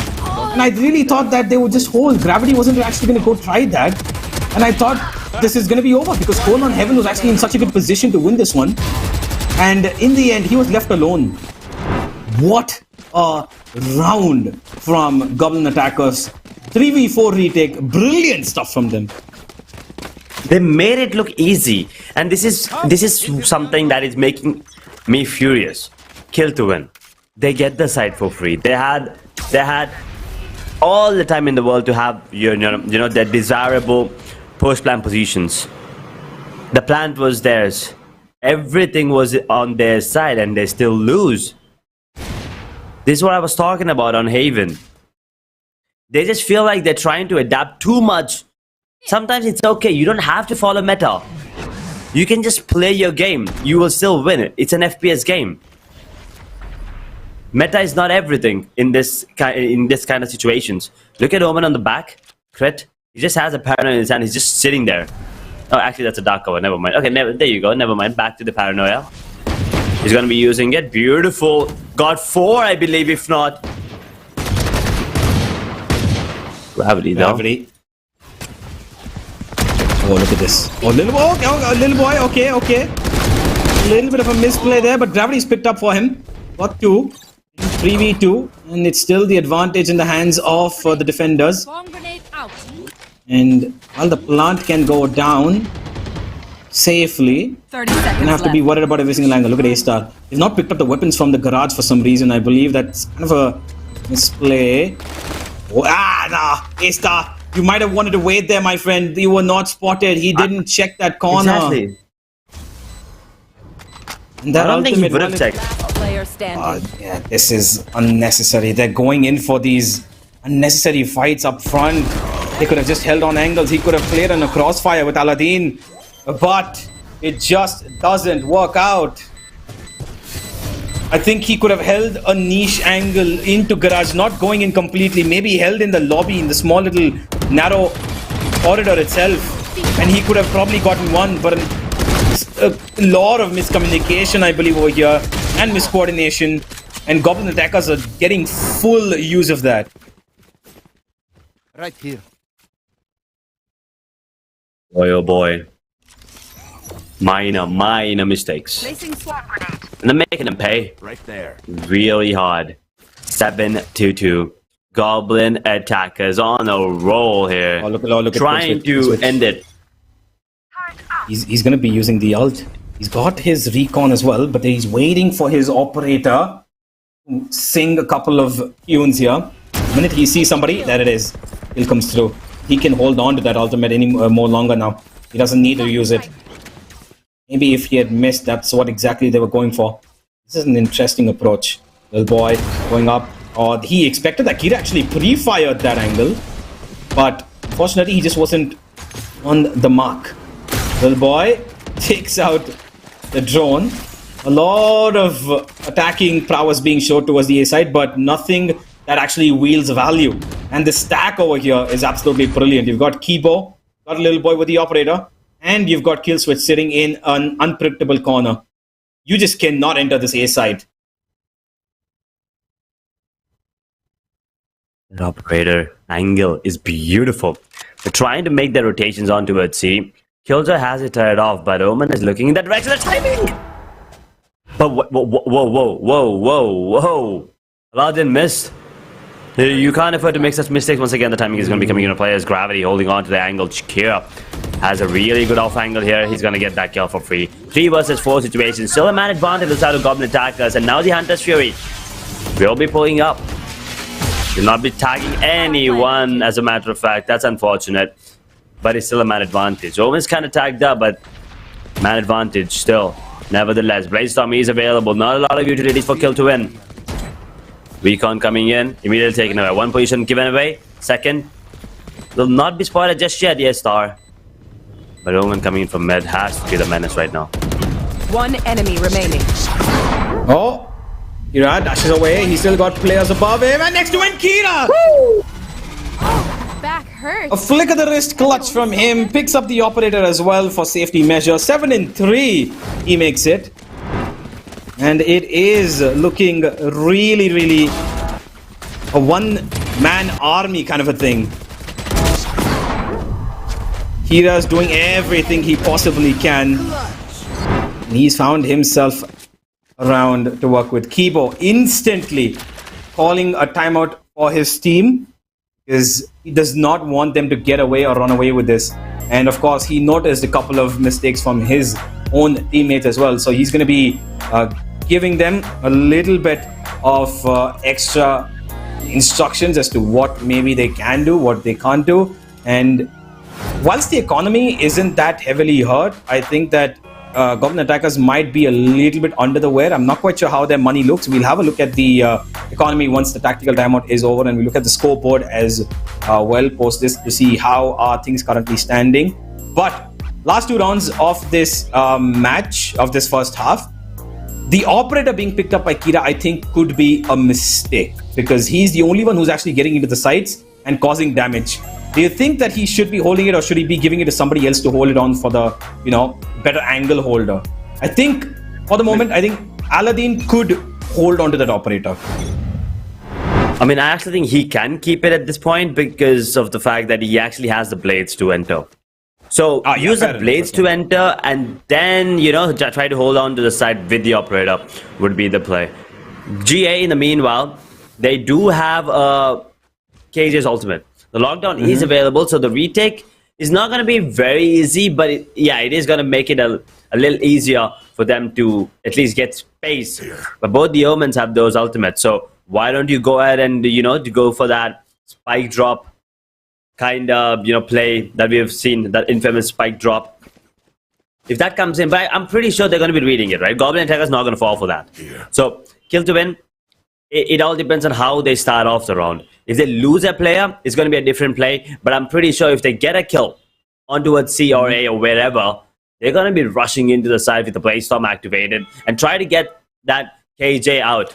Because I'm not really sure how far away is Sova's Hunter's Fury for the side of KillToWin.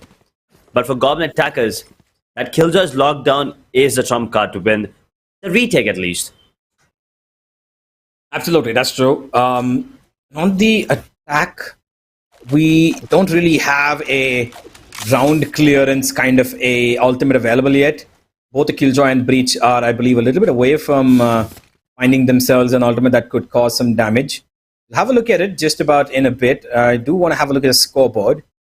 But whilst we are considering ultimate economies, like we just said, Gravity does have his ultimate available, which he will not be afraid to use on any of the 2 rounds that there are going to be played. But what do you think, Edge? How should that operator function? Because it looks like the C push is going to come in very heavily. Look at that. It's a 3-man C stack here.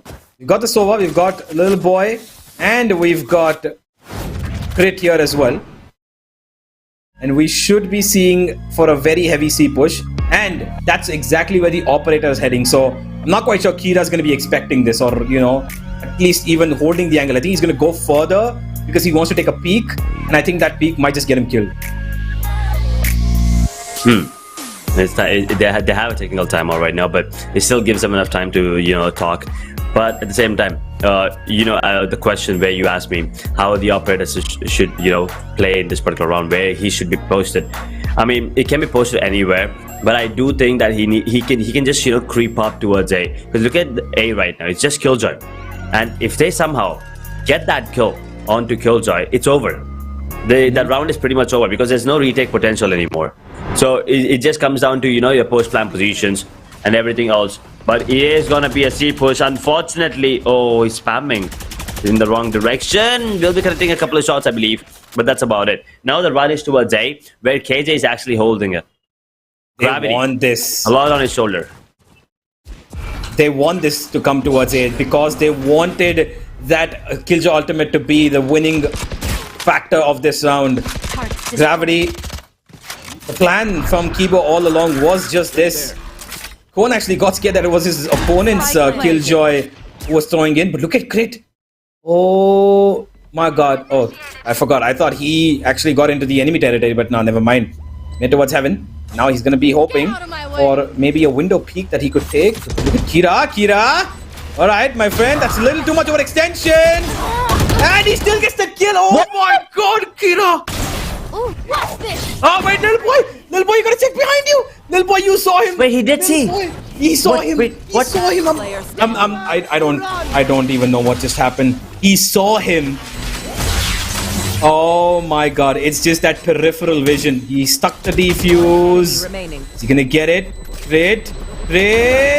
No, he's not gonna get it. 7 and 4. Oh my god, what just happened? Replay, please replay. Please replay that. He saw it, but He did. Kira, this was insane. Headshot. To get that kill there was really important. Look at this. He saw him right there. He saw him. Oh. But his check was way too quick. And his peripheral vision just couldn't detect it because I think his resolution's a little lower. I actually think he didn't see him because of the, I mean, we had the X-ray on, so we could see it clearly. I think he only saw Sova's cape. Because he had that big wooden wall actually blocking the vision, but whatever it is, that costed him the round. He was detained. But either way, KillToWin, They'll take it. They don't mind. They'll take it. And now A-Star is popping off. Takes down Lil Boy for the second time in a row. On the verge of getting the 5th on the board, but it is already equalized. 4 versus 4. The paranoia is beautiful. Kira has to be careful. And now the counter rolling thunder comes in. The plant. Oh, On side. Oh, no. Oh, that's problematic, but A-Star is still A-Star. working his magic. He's still working it. And what a turnaround in the last 3 rounds from KillToWin. Amazing stuff. They switched up the pace. That's what we were talking about. The pace that we needed. The pace that was going to work for them. Absolutely traumatize the, speeding meters of Goblin attackers. They just couldn't handle what was happening. Kira running in at the same pace as Lil Boy would on the attack. And A-Star absolutely in control of the support for him. Giving in the recon. Cone getting in with the stuns. Well played in the last 3 rounds from KillToWin. But their game is yet to be commended upon. On the defense, let's see how it goes. 3-man push towards A. Both the initiators are there, by the way, which means that the B side should be open. And that's exactly why we've got Lil Boy running in here. Plant goes down. They're ready for the attack and the post plant already. Oh my god, that's amazing to watch. Just that PoE, but KillToWin. Cohen gets himself a double. Gravity gets a kill on the Kira. Okay, kill switch with 1. Yet again, it is still doable. They have the swarm grenades to delay that defuse coming in. A man disadvantage for KillToWin. They have to be really careful. It's all about those swarm grenades. It's all about those swarm grenades. I'm not really sure what are they doing. Why are the shock darts coming at the same time? Yeah, they're coming a little too early, but it doesn't matter. It seems they're ready for it. And there comes the stun. Kibo was ready with it, and he knew that if anything goes wrong, he's got himself a very helpful piece of utility to get the final diffuser, and that's exactly what they did. A little bit, I think, overcommitment of utility from Killswitch. I think he could have held on to the shock darts for a second longer. But either way, here we are, ladies and gentlemen, finding ourselves 8 and 5. And it is now the attack of Goblin attackers that needs to be feared, because, by the way, they love the attack on Haven. That's exactly what they're showing us. 8-5 should be an easy round for them as well. KillToWin, well, they have that momentum, from the previous half, so they can just be a little more patient, not to give away too many kills, not to give away too many rounds. Actually, Toxic gets 1, so now I'm a little skeptical. Lil Boy will be dashing in, basic default. Oh, that's so unlucky. Oh man, hold up, it's still doable. Universe, he's on 3 points. Yeah, it is 3v3, and look at the flank. And I think that they've realized this, and that's exactly why they're running away from this A side. Killswitch is going to keep an eye out for a bit, but there is a lot of very weird exchange of positional rotations from both these teams. The attackers on towards the defense on towards the attackers' positions, and now they're split up. Now the defense has split up into 3 different regions. 1 C-Long, 1 Garage, 1 Spawn, and this is their biggest problem. They had to probably play as a team to maybe get something. Aladdin, though, makes it a little easier. Has another form of resistance in front of him. Does not expect the close angle. Definitely doesn't. Killswitch, ready for that. Now, utility available. There's a flash, there's a recon, both of which can be used very well. And there goes the recon. 1 in the smoke. Will he realize that? Shock dart to go through. Out comes through the smoke Toxic, and out he goes from the round as well. 1 more point of contact in the same direction as Toxic, and the round heads towards Goblin attackers. I feel like if all 3 of them would have come from the same direction, clearing every single corner possible together, I think they would have been able to win that round there. But they split up in 3 different directions, and I think that kind of caused a problem.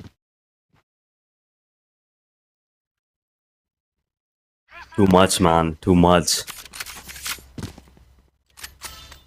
9-5. I mean, it's swinging both ways now. I'm interested to see how the buy round goes. But I really want the operator to come out. I'm waiting for the operator to come out from here at this point. I believe that is going to be the, the X factor for them. that is going to be helping them a lot. But Ace Star, that's not a good position for you to stand and drone, brother.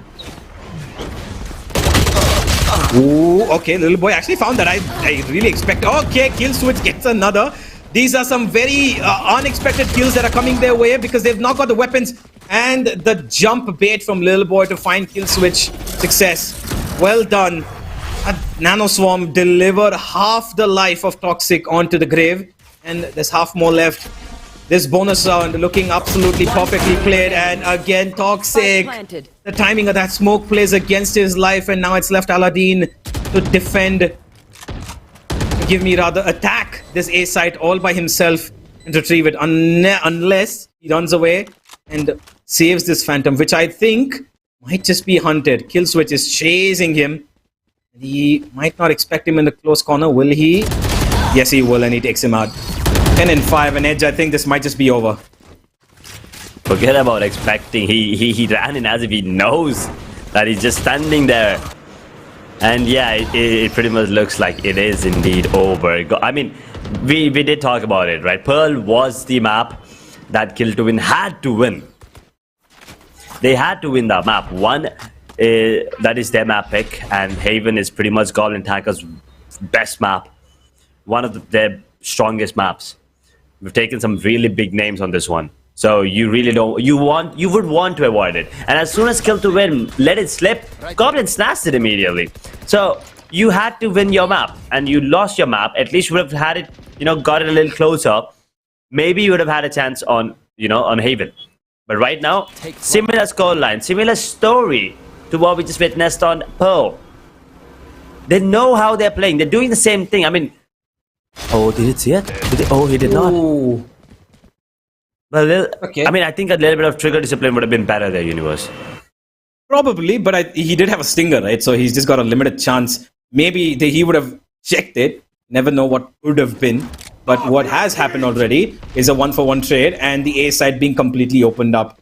The breach ultimate makes sure that nobody's entered here, and A star, who did dodge it, is going to be taken care of. Kira with the 1. 12 HP on his life right now, and he might as well use himself as a bait for his teammates to try and gather something.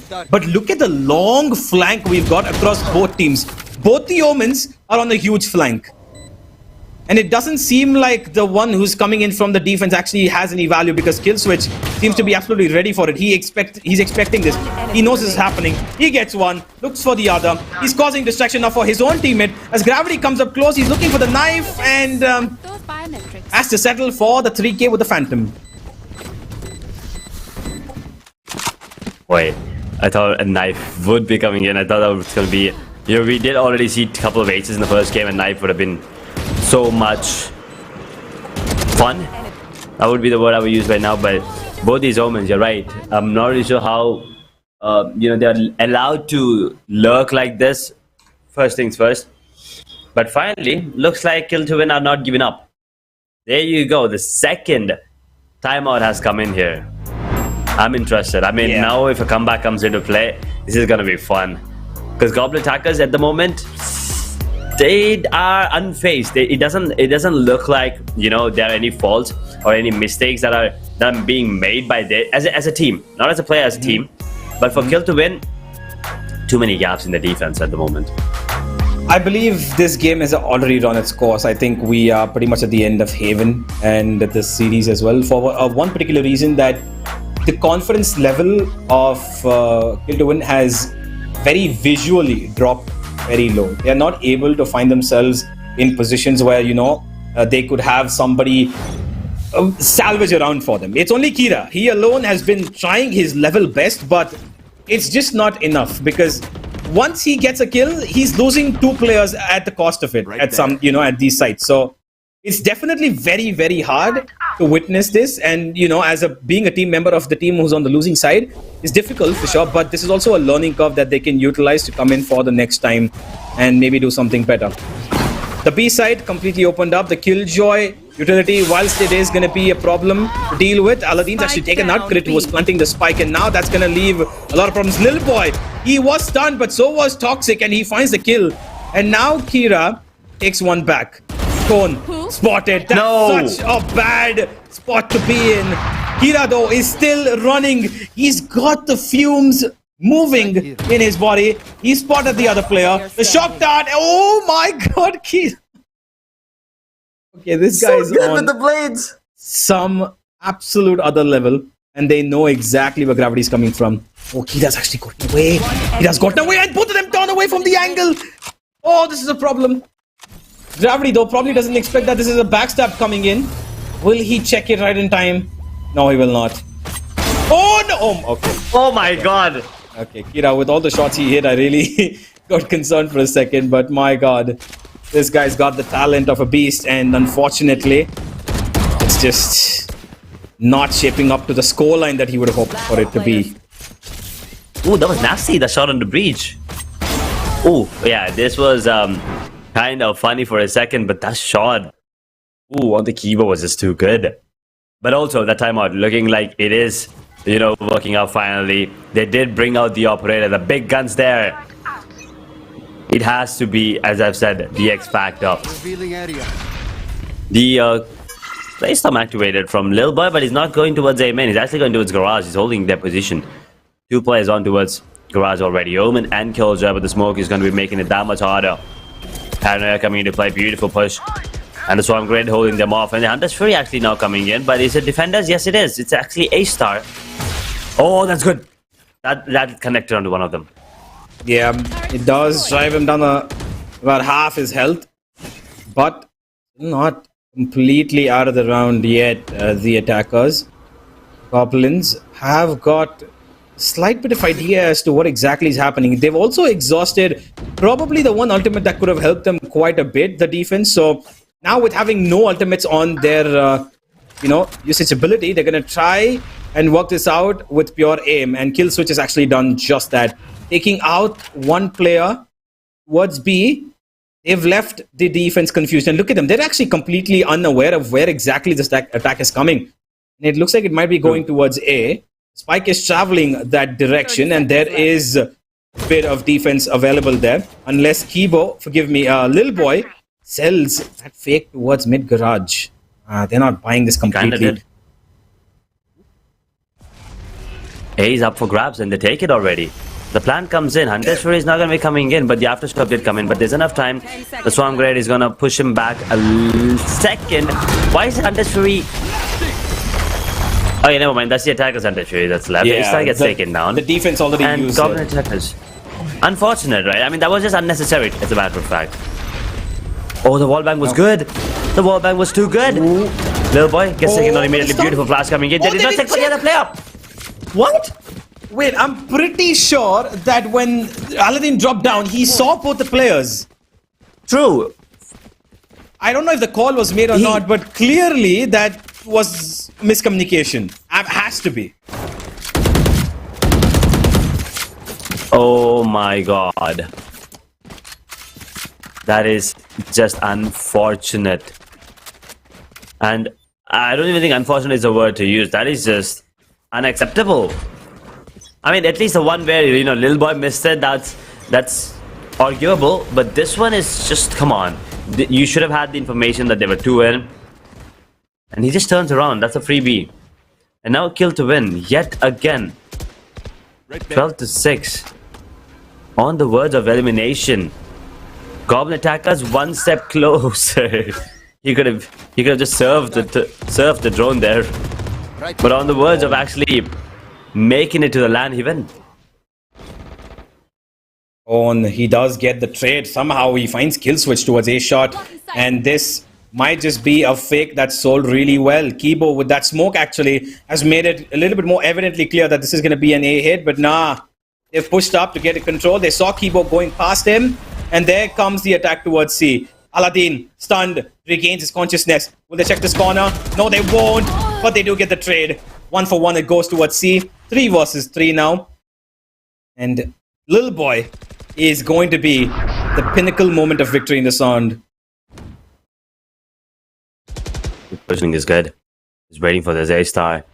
If he peeks, as he only has an Ares in his hand, you have to understand that. But now, smoke, over deployed, Lil Boy gets one. Oh boy, it's scaring me.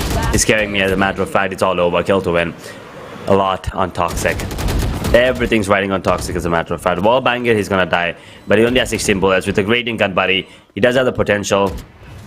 But the positioning, the post-plan position, look at this. Look at Goblin Attacker's post-plan positions. One towards Lakh, one towards the defender. And then look at where Breach is. Look at where Breach is posted. Attackers win. He has literally left the team alone. And that is just amazing trust in your teammates. And amazing gameplay coming in from Goblin Attackers as a whole. They will be taking the series 2-0. Gravity, yep, crit 24. Kibo, Kill Switch, and Lil Boy. Congratulations. They will be making it to the semi-final, but more importantly, Universe, they're making it to the LAN. Absolutely. Goblin Attackers deservedly find themselves on to the podium, at least of the top 4. And whether or not they go to first place position, we will find out on the 11th of March. But for now, they've seen the deal. They found themselves to get that LAN ticket, and they will be absolutely ecstatic with that. They can play in the AFK Game Fest. But, ladies and gentlemen, have a look at the recap before we head on out and have the next series come in shortly. What did you think about this, Edge? I want to know as a whole. Haven, there were a couple of moments of brilliance, and I think most of them came from Kira himself. That 1v3 and another quad kill, I believe. You know, he was always stepping up for the team. But once again, it's not a one-man show. I mean, it can be some of the times. But as I've said, you know, Goblin Attackers are just too good on Haven. It's not going to be easy. Yes, there are a couple of cracks in their defense as well. But they made up for it. Right, they were winning rounds left, right, and center. Even though it was thrifty, they made sure that they at least get a couple of kills. Make sure to put a dent in the economy. Absolutely. As soon as Kira got that operator, that is when I had like really high hopes. Maybe, you know, the second timeout came in, I was like, Kira is going to be popping up because he was there with his knives every single time, with his you know, operator plays as well. But everyone else, a bit off. I think the moment, you know, I think the fact where, you know, Kira did not pick up the jet and they switched roles, I think that came into play on Pearl. That is where they, I think, lost the entire series. But at the same time, not having hybrid, you can see the impact. It's not a big problem, but you can see the difference between their last performance and this one. Yeah, that is true. I think that it does have a bit of an effect on them. And because of the same, we've got a 13-6 scoreline that has been popped in favor of Goblin Attackers. There were quite a few moments where I thought, okay, this team can maybe make a small comeback happen, which happened in the last couple of rounds of the first half, where they did make it back from 7-2 to make it 7-5, and they played really well. They played really well, and Kira was the spearhead of this attack. He was the clutcher. He was also the backbone of their defenses. He did really well, and especially this round, which was insane from him, allowed his team to get a little bit of extra pushes and small, tiny little mistakes from, you know, Goblin Attackers made it 7-5. But the minute they go to the attack, Goblin Attackers, they were absolutely unplayable. Too good.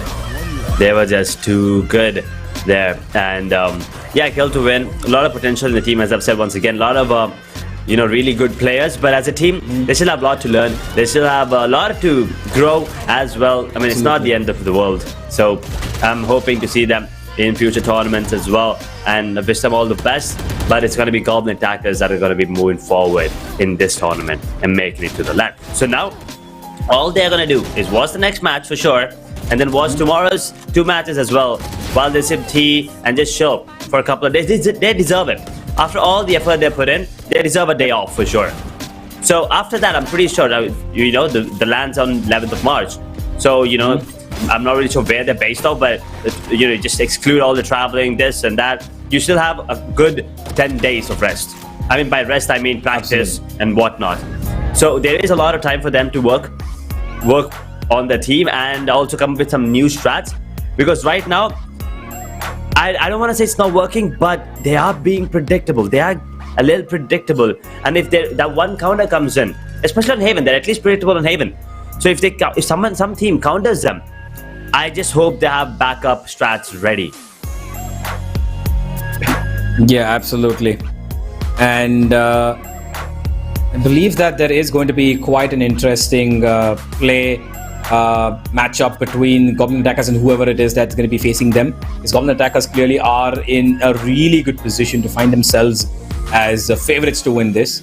But, ladies and gentlemen, we are going for a quick little break. We've got another game coming up on the other end, another best of 3, which is going to be Valor up against GD Esports, and both those teams also have some very, very strong players. Valor, especially, as we all know, GD Esports here to prove a point and play an uphill battle.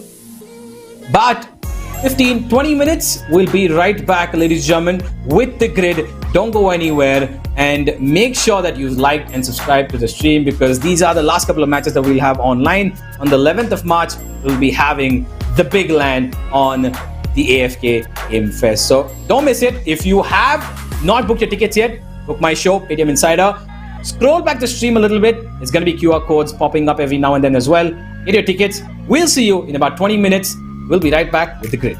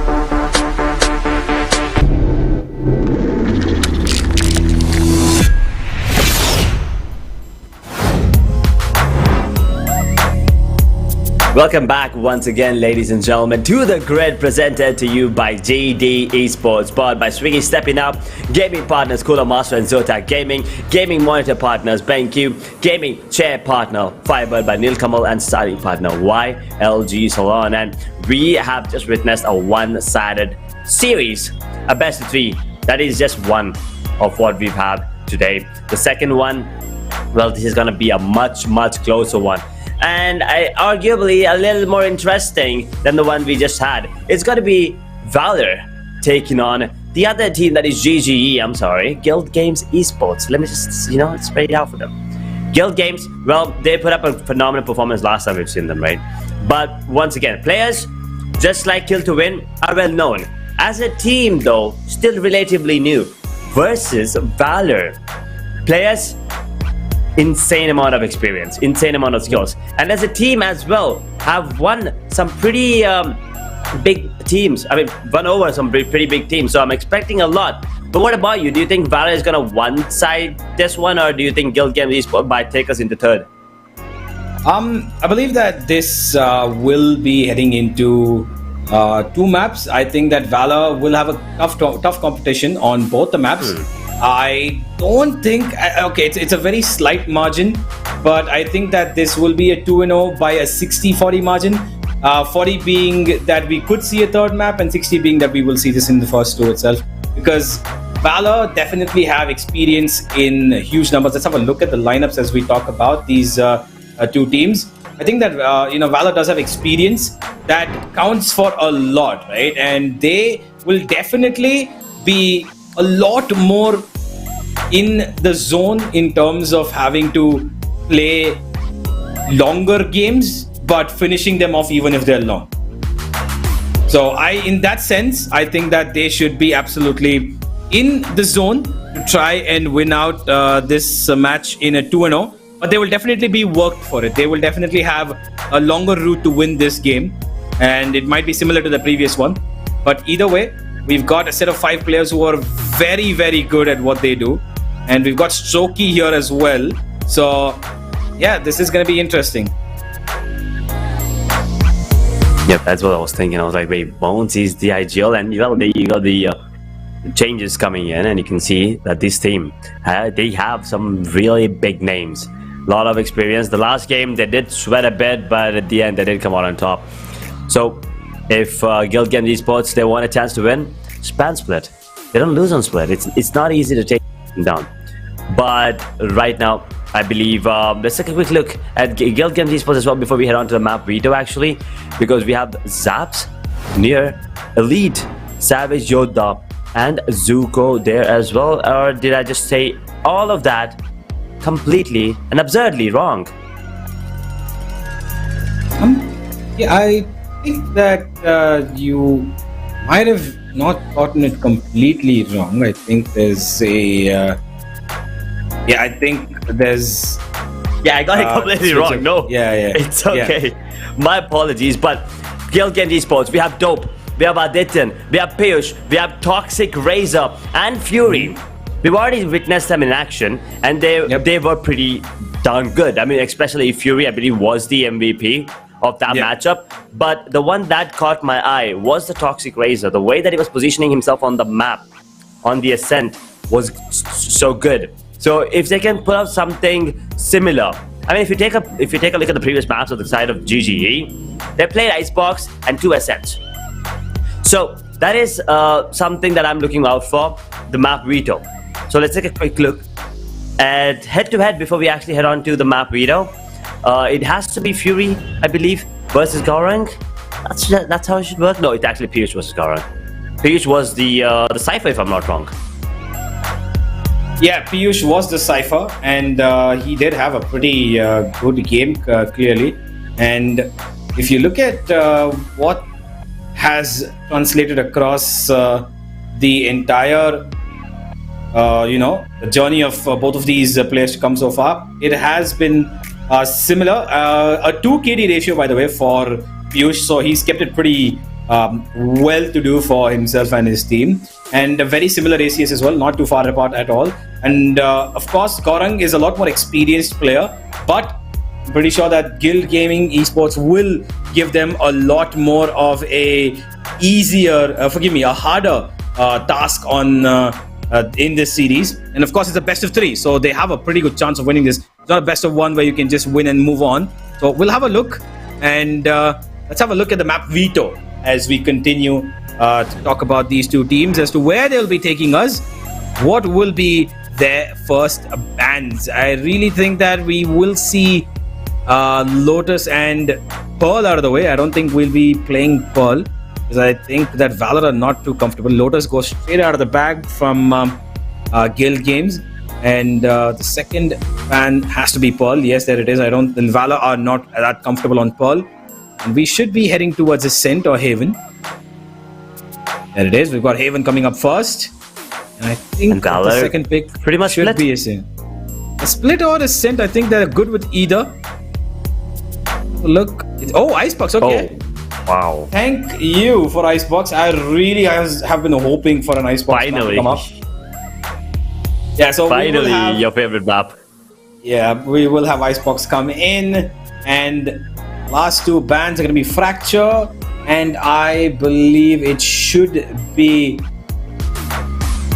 Split, and I'm not sure if this is Valor's. Nah, never mind. Valor will ban Ascent. Of course they will. They want to make it as much, painfully difficult in terms of map pool as possible. I think all 3 of these maps are Valor maps. I think they're going to have an easy time on both Haven and Icebox. This could finish up 2-0. They're very confident on Icebox, that I'm pretty sure about. Bullet has always been this player who I've seen has a very, very smooth Icebox map. Even when back Valor had a different roster, their Icebox was really good. So we'll see how that goes, but we will be starting off on Haven. Edge, what are your thoughts about the map pool? Definitely, completely agree with what you just said. Valor, it just feels like Valor got the chance to pick all 3 maps. Haven, Icebox, and Split. Split, without a doubt, Valor's best map for me. Icebox, also, even with their old roster, they were just too good on that one. And Haven, we all know Valor was one of the best teams on Haven, but once again, they were one of the best teams. Usually you do see, when Valor does have a second ban, it usually is Haven. So they've had their ups and downs. They've had their greatest moments on Haven, but at the same time, they did lose some really, unpredicted matches there on Haven as well. There have been some upsets. So I'm not really sure, but I still think Valor has a really good chance on Haven for sure. Because Guild Game Esports, they have to come out with something miraculous to win these, first 2 maps. But if they do win at least one of these, I still don't think they have a good chance on Split. But let's see what happens, because it all depends on the agent select and the way they play. Yeah, well, let's head into the agent select and find out what exactly is going to be the composition of both of these teams. GGE might adopt a interesting play here. I really think that they could go for the Raze play on the side of Valor. There's no real strong Jet player for them. I know that Bones sometimes, very rarely picks it up, but I don't think that's going to be the case for him. Bullet, who I expected was actually going to play the Raze, is playing the Jet, which is well and good, even better. Not a problem at all. We've got a Cypher on the other end for Piyush. Aditya is going to go for the Sova. And Korang, as usual, sticking to his controller, favorite Omen. And Bones with a Fade, okay. A Fade is something that you don't usually see on Haven, unless it's in the combination with another Initiator, which on the other end is going to be a Sova and Breach. Fury picking in that Breach and going to try and continue his Fury. Whilst I believe that Fade... Oh wait, never mind. I think we've had somebody else pop into the server. Buster's not going to be playing. It's going to be JID. Ooh. Okay, and he's not even picking up the Jet, because we've seen him on Jet most often than not. So, yeah, change of strategies coming in. Are they trying something new on Haven? Once again, as I've said, this roster, I've seen a lot. I have not seen a lot of them on Haven. So I mean, honestly, I like this. Once again, dual Initiator, combining it with, Fade, the Breach. So it is going to be interesting, but at the same time, GG also have something similar. They're going to be going in with Brim. So one less flash, but one extra smoke, and the Molotov to work with as well. Well, while that might be the case, Brim does not have regenerative smokes, and on this map, regenerative smokes are really useful. And that Brim pickup is slightly scratching my head, and I'm not entirely sure about this. I think they want to play on a little bit of a post-plant spot, because they have, of course, the Brim utility. He's got 2 post-plant utility, which is really good. It being the Molotov and the Orbital Strike, of course, is ultimate. So they're focusing a little bit more on the post-plant, as I can see. But on execution, they can only use those Brim smokes once. And that's it. They gotta stick to it, because if they don't, then it's gonna throw in a spanner in their works, and Valor are gonna get away with stuff that they're not supposed to. I am very excited about Bones' pick of the Fade. It's not something that you see as often on this map of Haven, and I'm keen to see what exactly he's got in mind, playing that agent. But whilst all of this is happening, we will be heading into the game pretty soon, ladies and gentlemen. Let's find out how it does end up. Well, the countdown going to be beginning as we speak, as Valor take on GD Esports on the map of Haven, followed up by Icebox. Will this be a 2-0? Are we going to see a third map? Will we see an upset coming in from Guild Games, or is it going to be the experience of Valor that takes it all? For us to find out in just a few seconds is up on Haven. And Edge, any last thoughts before we head into the game? Well, looking at the lineups, looking at the agent composition, I'm hoping for a really close matchup. Once again, when I say close, I only mean like 13-8, 13-10, but still in the favor of Valor. So for Guild Games to win this Haven match, they need to do something, really out of the box thinking, and also be on point every single time. You make use of those timeouts. Try to break the momentum of Valor. Do not make any, amateur mistakes. Try to at least avoid them, and just be calm and composed on this map. Well, here we go. The match has begun, and GGE are on the attack, and Bullet's going to be taking the first point of contact against them towards A shot. No, never mind, not going to happen. It instantly discourages from even getting close to that A site. And they've made an absolute instantaneous rotation towards C, and Strokey spots out 4 of them, and he's going to get back, making sure that he's got support. Gorang playing along with the smoke. That's a kill that could have come for free. Unfortunately, he didn't turn around in time. Toxic Razor, does he want to dash across that smoke? No, he doesn't. There comes the utility, there comes the force, there comes the cavalry, and it is Valor winning the pistol with absolute ease, shutting down everything on C, and not even letting them get a plant or even realizing where their opponents were. Easy, boys. That's what they're probably saying at this point. Valor made it look too easy. They're on the defensive half as well. On paper, Haven is attacking map. So GG, it's fine. It's just a pistol. It's still pretty early.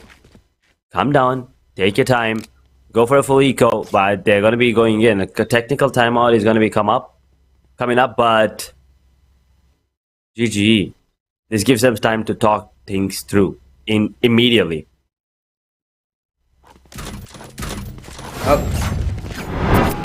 That might be the case. I think that unfortunately they have some small little tech issue that has plagued them, but it's going to be a problem. I think that they will have another game plan. Clearly that instant rotation was something that Valor were expecting, because that's exactly how they played towards that A side. The minute that smoke dropped and they saw a stun coming through, they just instantly just went away from there almost with no disregard whatsoever. So this is a team that could find itself in a little bit of a problematic stance if they're committing to, instant rotations based on just a couple of plays. But GG, we're yet to see what you have in store for us, and that one piece of attack that they will be playing on the back of that Brimstone, I think is going to be very crucial, because they need post plants. This is a lineup that is really dependent on post plants, because they can only attack a site once. Once those smokes go down, they're there for a long time, yes, but once they're gone, you only have it at one time and it's over, unless you preserve one extra smoke, but then you have to cover up for the other. And that Molotov, that orbital strike, the breach having his aftershock, and the Sova shock darts and ultimate, only post plants. So they need to try and find these post plants as much as they can. Find Valor to run around, confuse them. I think that's how they should be able to at least secure maybe an 8-4, 7-5, half being on the lower end, not even on the upper end, because momentum clearly rests with Valor. Yeah, at the moment, the momentum is towards Valor, but anything can happen. Now the timeout coming in, so even the pistol, this anti-eco can go in the favor of GG. You never really know.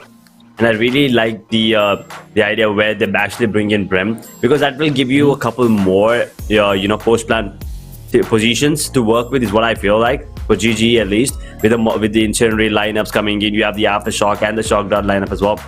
So all of this can come into play. And in the meanwhile, you have Cypher as well on the side. So that cam, if plays well, can actually also be used in post-plant situation. If if they're smoked, you just have that in the smoke and then on the side, and then tag it up. But these things are basic, but once again, it depends on the positions of the players. Absolutely, it does. And I think that GG, they already should have understood with the first round how this team might function. They're disciplined. They play really well under pressure. They know how to hold angles. They know how to play it, with a lot of teamwork and crossfires. So they need to check every single corner, make sure that they find themselves in places where they can maybe cut off a team into two different halves. We'll see how it goes. Especially, I think the B and Garage, two regions where they can actually make a lot of work happen, because usually Valor play in a split approach, having utility being placed towards the middle so that they can play a retake on those two regions, which is Garage and B. Let's see how it does work for them. But having a first look at their pistol, I think we should be heading back into the game in just about a couple of seconds. Yep, there we are. Here we go. Let's see if the timeout, although technical, was used as a tactical. You never really know what the other team is thinking right now. Valor, a lot of experience, as I've said, so I don't expect them to lose this one. But GG, that element of surprise sometimes is all it takes to actually win a match, win a round, at least. And Strokey just holding on, spots out of multiple players, and there you go. That flash is absolutely perfect. He does know the second position as well, but does he know the third? No, he doesn't. He's gonna get taken down, but it's a little too. It's too little too late at the point where Valor, once again, with 4 players surviving, get the second on the board. GGE finally will be able to buy. So full buy round. Let's see if they can actually put a dent in the momentum of Valor. Well, 2-0. Pretty clean so far for Valor. Not going to have too much trouble. But this is where they got to show up a little bit extra. Bullet's been saving for that operator. That's why he's been playing the Sheriff across the board for 2 rounds. A stun coming in that he will not appreciate, and still actually peeking on the back of it, because the attack has not really made some advancements on that. And look at this guy. He's gone up. He's got a free kill. Is he going to be spammed down? They expect this. Great flash and great dash. Bullet gets the kill, and that's amazing stuff. Wow. I thought he was going to get wall banged there. But then he comes out on top with a kill as well. It's still the bonus, don't forget that. Fury is expecting this. JID has given away his information. He's trying to bait for his team. Now it's pretty much evident that Bullet is holding on to this angle. But do they want to push? They're actually trying to make their way towards C. No, they're actually going towards A. The time is running. The clock is ticking. They've cut noise. But Valor, they're not buying the bait. Still holding, pretty up close and personal. Has to be really careful. The smoke comes in, he still spams it through it. Gorung gets one. Bones with another beautiful one-shot head. One enemy remaining. Dope gets one. JID, look at Gorung. Look at him, just shouting. He just shouted step out in the open, and yeah, his cam is a little tilted, but I can still see him if I just tilt my head 90 degrees to the right. But that's The team now tilted. GGE. 0-3. Bonus lost as well. One enemy remaining. Well, here we go.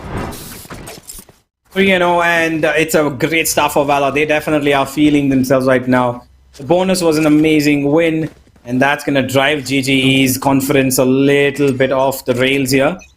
But they shouldn't be losing hope. They should be trying to make this work as heavily as possible. Again, a connection. But it's only for the side of the defense. You've got information. They've forced them off of their hands, but nobody's really gone towards C except for the one. Oh, there's a spot. Oh, wow. Missed that. Just by a slither of a margin, but doesn't matter. Still a 5v5. Nobody's been harmed just yet. But it looks like Bones wants to change that. Unless Fury does it himself. JID though gets a trade. Razor falls. And now Right there. 4v4. Weapon to be picked up, but it's out in the open. Stun comes in before he can do anything. That's good utility from JID. They're dropping in a lot of util to try actually pick up that weapon from there. Might just be a little bit of a waste. And look at Bullet. He expected that very well repositioning, presence from him.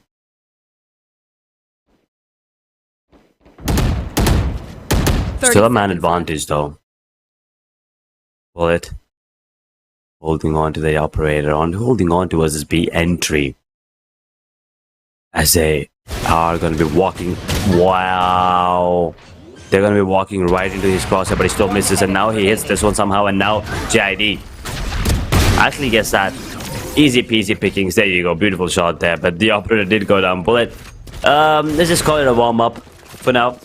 Because they're still leading. And he's going to be getting that operator back into his hand. Just missing a couple of shots here and there. But it's understandable. Still the first game. 4-0. Valor looking really good. Absolutely. Looking really good, and they started off very well on the map pick of their opponent. Together.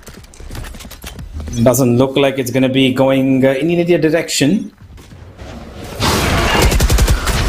Mid aggression. That recon is actually not something that probably was meant to be put. It actually bounced off of the wall and came right back. So no information at all towards Garage, but it doesn't matter. Bones, I don't know why he would go for that peek there, and when he knew that there's heavy sounds coming from corner, and Orang is actually in a pretty great position.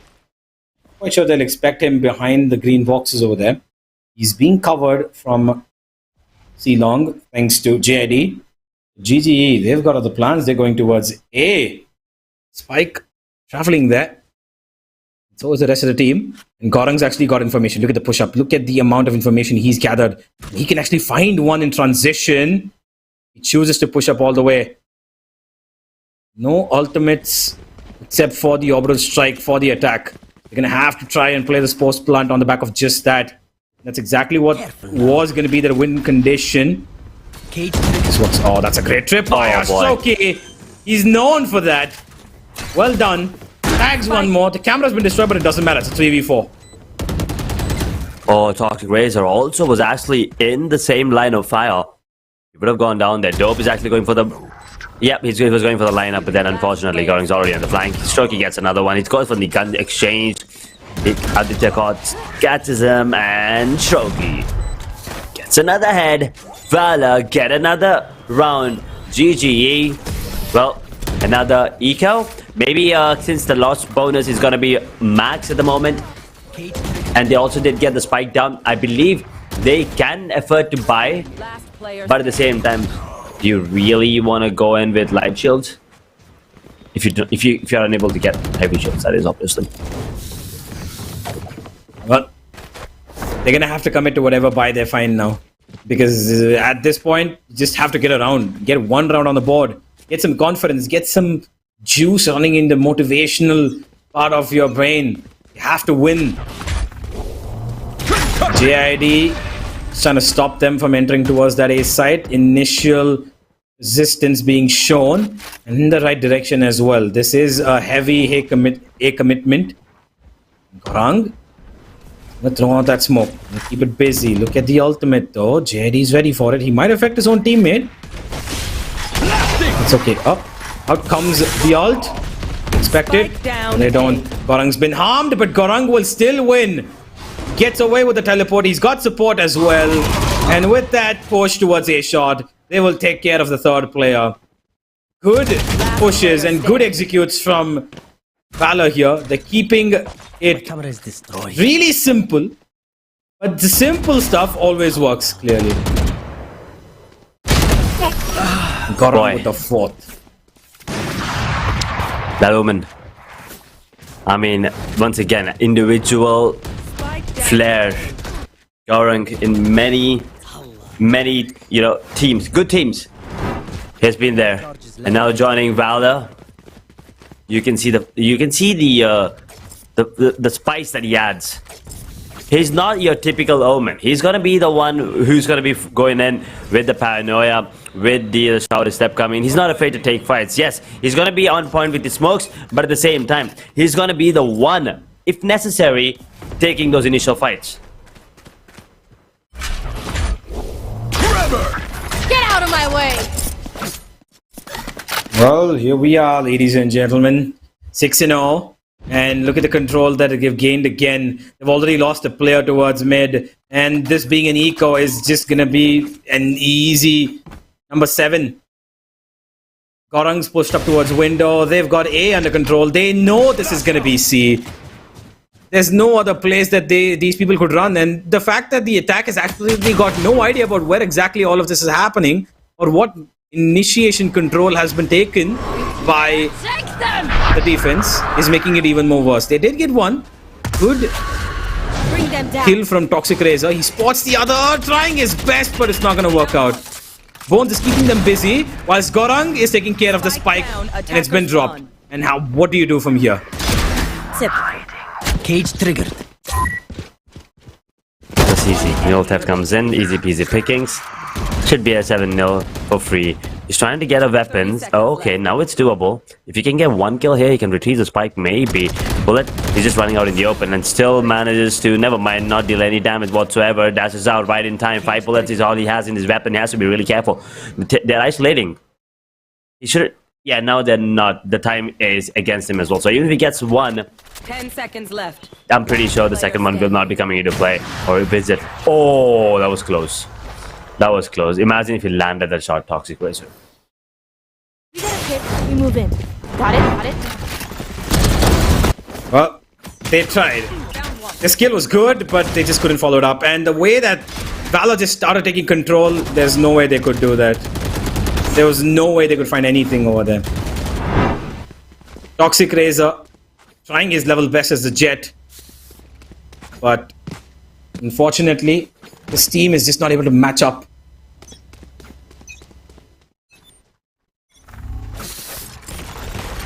There's still chance, Universe. There is still chance for this team. I mean, 7-0. Yes, it might be, an intimidating scoreline at the moment.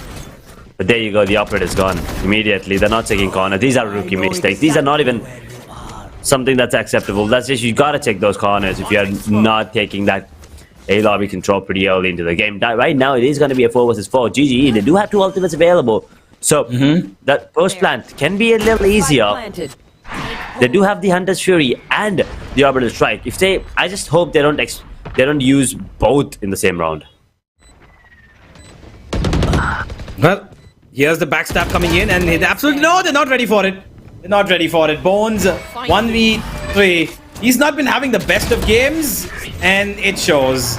7-1, finally, a round coming into the hands of Guild Games, and these boys really need to start doing something similar. But it's only thanks to Toxic Razor that they're able to put up so much. He's showing them a way to get into these sites and actually find themselves in post plants.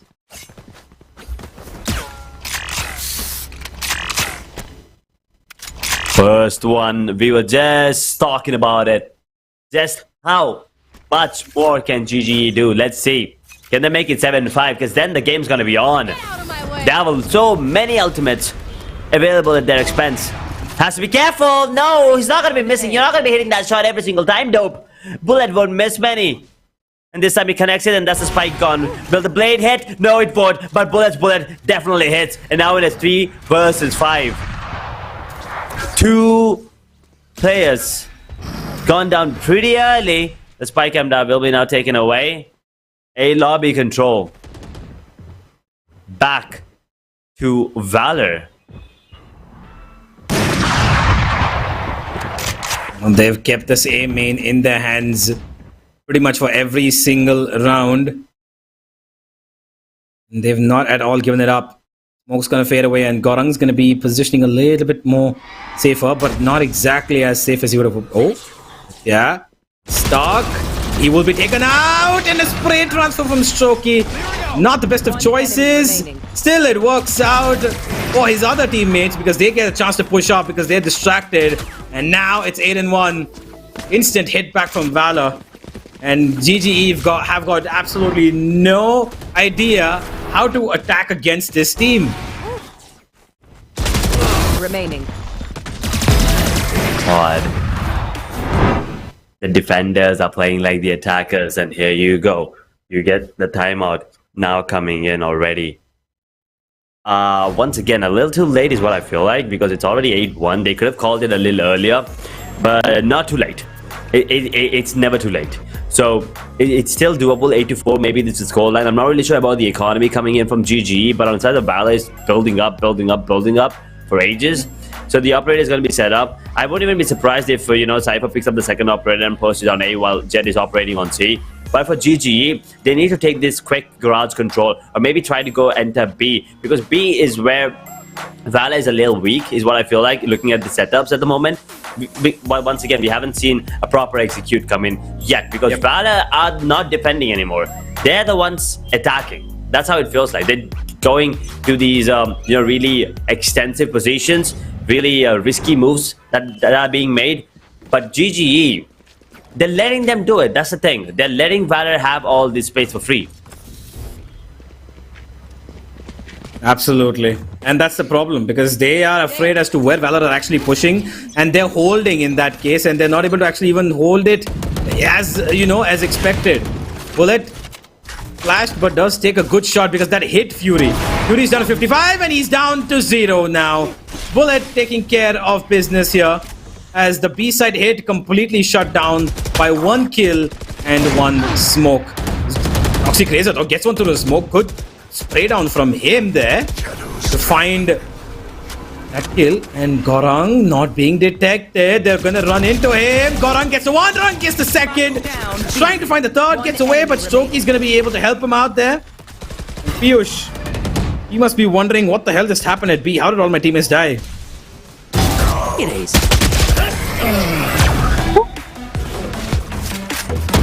Looks like that timeout was of no use, as Valor are still dominating. And also, if you recall, this is map pick of GGE. It's Guild Games map pick and not Valor's. So on their map pick, Valor's stomping.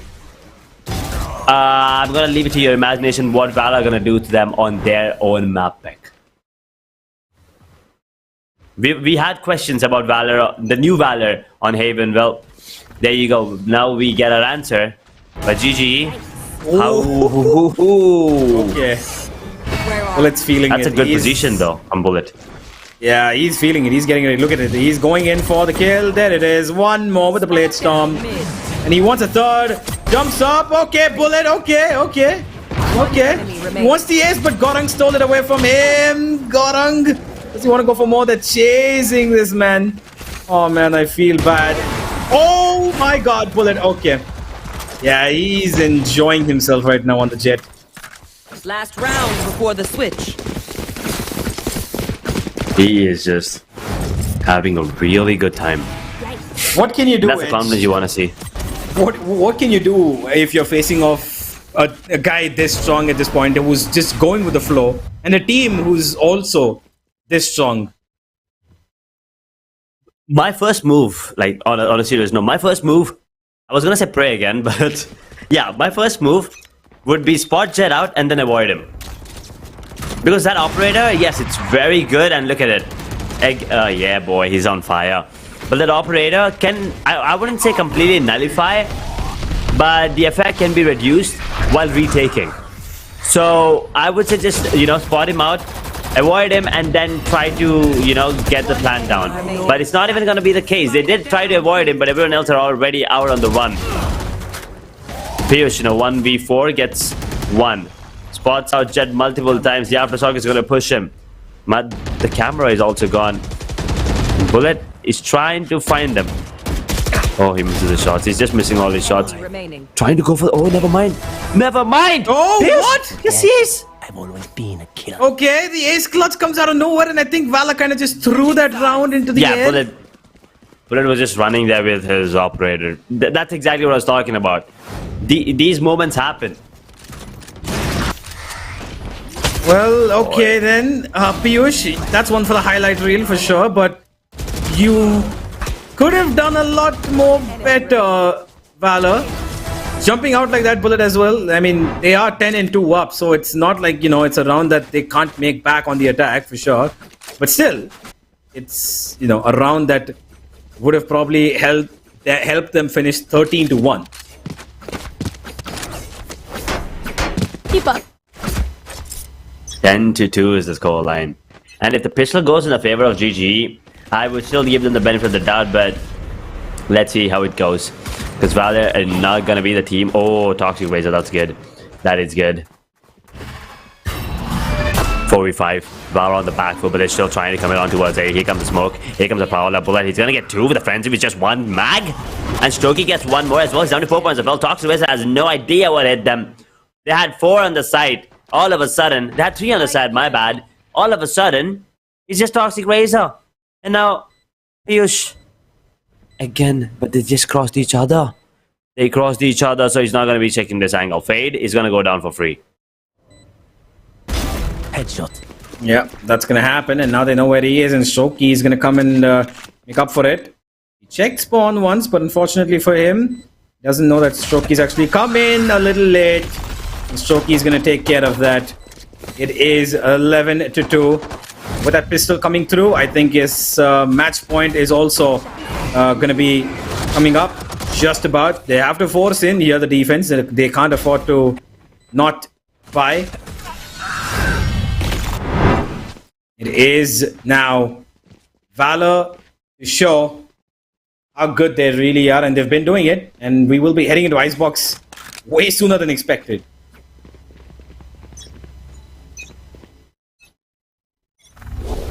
They want to, end it quick. They want to make it to land ASAP. Yes, it's on 11th, but they want to just make sure that they make it. Make this. I mean, there have been some, doubts regarding Valor recently about how good they are, because after the roster changes, they've lost some matches that they shouldn't have. There have been some upsets, but now Valor showing what they truly can do. But wait, what? How did Bullet not get the kill? Bones stole it from where? I didn't even see him on the map, but anyway. A 2v5, a 2v4, I'm sorry. Scratch that and make it a 1v4. Piyush, not every day is a Sunday, not every day you can get an ace. Valor, 12 to 2. It's all over, it's pretty quick. Well, they tried and tried, but there is nothing they can do to stop this team of Valor. They are way too powerful. They're way too fast. And with that, ladies and gentlemen, this might just be the end of Haven as you see it. We just started off about a couple of minutes ago. It feels like it was just 10-15 minutes ago that we started off this game. Here we go. Straight up towards A-shot. Bullets made his way. A smoke coming in his face, but he's actually running through. Oh, okay, Bullet. All right, okay. That's how you do it. I'm not quite sure they expect the backstab. Shoki. Oh, Fury's actually crawled into a good place, and he's got a kill. And he might have gotten a second, but unfortunately the Spectre is not as powerful as the Bulldog. It's a 3v3. Shoki still playing this as sneakily as possible. He might just find a timing on Aditya here, because he's not covering up that left side angle. Oh, and he gets away. Okay. It's a battle of timings here. Aditya knows that even garage is empty. That cam will give a little bit of troublesome efforts. He does have a Vandal though. Okay, Shoki needs to be careful. They're heading in towards garage. The tripwire there to stop them. And the Cypher on C, who's pretty much in a good position to actually make this work. Tripwire destroyed. Here they Why go. would you updraft and then break the tripwire? Exactly. What is this? What is this 30 sorcery? seconds left. One enemy 1, remaining. 2. Yeah, the round's gone. Down. C. Valor will get it unless Strokey has something in store for us. With 20 seconds on the clock, he can pull it off once again in a 1v2. Fakes it, looking in the right direction. We'll get the second. Strokey. He's on for it. Will he just go for the plant? He heard him. He heard him. He definitely heard him. Left. Yeah, he most certainly did. And that's exactly why he's taking the plant towards Oh, spawn side. he's gonna out. Cage triggered. He might want to. He's not even reloading. He's neither is he going for the. Okay, that's a little bit confidence that seeped through the boundaries. Shoki, a good try, nevertheless. Well to do, and Piyush, the only performing man so far in the last couple of rounds of this team of GGE, has got a clutch to his name once again. One enemy remaining. I think that if the neural theft came in, that was a round for him because he could have played it to perfection. He had the neural theft. He had the positioning advantage as well. And I mean, he could have just walked in. Exactly. There were multiple behind him, even if he wanted to, because he knows for a fact that he's towards long. So you can just run in towards the defender side spawn. You just killed one player there. Just take it. But it's okay. We wanted a highlight clip, I guess, because I mean, come on, face it. Valor are not gonna lose this one. Yeah, that's for sure. Bullet just giving off a couple of firing shots to warn this A side push. Maybe get somebody on the cross as well. Good tripwire actually from Piyush. Very passive setup that they've got here that he's hoping to spam on the back of. And Valor have cut all sound now. They've cut everything. They're holding on to the ground. Hoping that there's rotations being called and they can hear it and actually make a movement happen, because the defense actually has not gathered any information whatsoever on any side of the map. Here we go. Cleared up the entire site. He's a down. In the blink of an eye, by the way, they cleared it out without actually, taking any damage and without actually using a lot of utility. Oh wow, that's a Molly to deny the plan, but it's a second late. It's not even gonna push the players out. It's a 5v5 retail situation. Both the ciphers have the neurotift available. Piyush with the play. Piyush with the play. Piyush with the play. Wow, One okay. JD's gone. Neural theft comes in. Fury runs in. Gets another one. Both with one trade, but Roxy Razor still managed to get one down. It's a 2v4 situation. It's GG with a 2-man advantage right now. The neural theft did come in, so the information has been given away already. Bones with one more. All comes down to Gowring in a 1 versus 3. His cross is right on their heads. One. Yeah, Where's the second but one? He's sticking it. It's gone. He didn't get the diffuser. He just hit the diffuser with a couple of bullets, but he was being body blocked and saved by his teammate. But this play from Piyush, I don't even know how he got that kill, but this guy's having a game on his own. The rest of the team also popped off. They found a kill each. And getting Gorang in the end was important. Bones running through that smoke like that maybe was unnecessary. All by himself. It's a 12-4. And Valor are now on an eco. So they're letting the scoreline slip away bit by bit. Something that they would have wanted, but it is happening.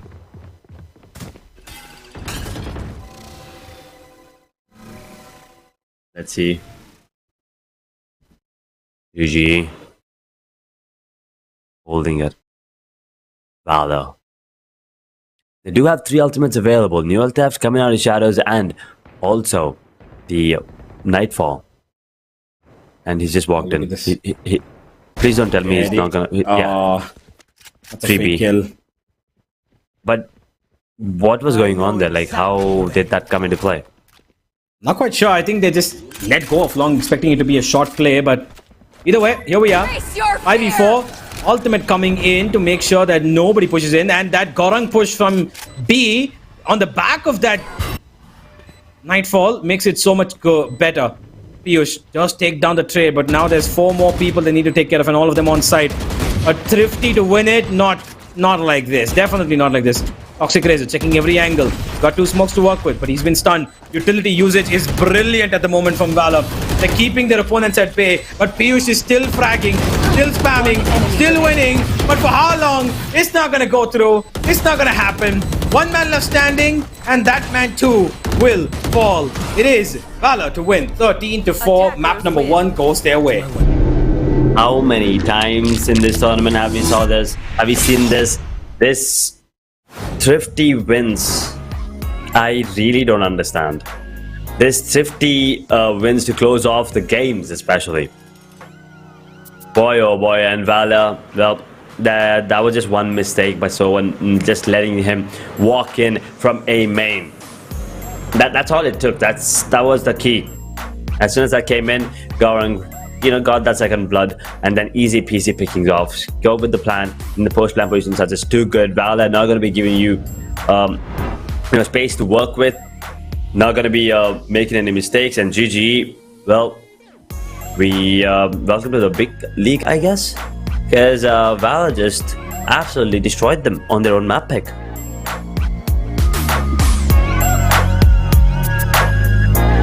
Well, what a game from Valor. They definitely deserve that for the amount of sheer control and aggression that they showed. And we will be seeing a second map coming in on Icebox. But seems like the game already might be over because Icebox is the pick of Valor, unless we see something new from GG on that map. Let's have a look through from what just happened, and let's just try to understand whether or not GG can they make a comeback on Icebox? Nope. We'll see, but for now, let's take a quick look at the recap once again. We started off with some beautiful plays coming in, even from the official rounds, right? But I mean, the highlight reel, the recap is pretty much just gonna be Valor's montage. That's how it's gonna be, because it was just them, raining hell upon all these players on the side of GG. Yes, there were a couple of moments of brilliance coming in from the players on the side of GG, but Bullet, especially with his operator, there were like what 3-4 rounds where it was just him getting all the kills.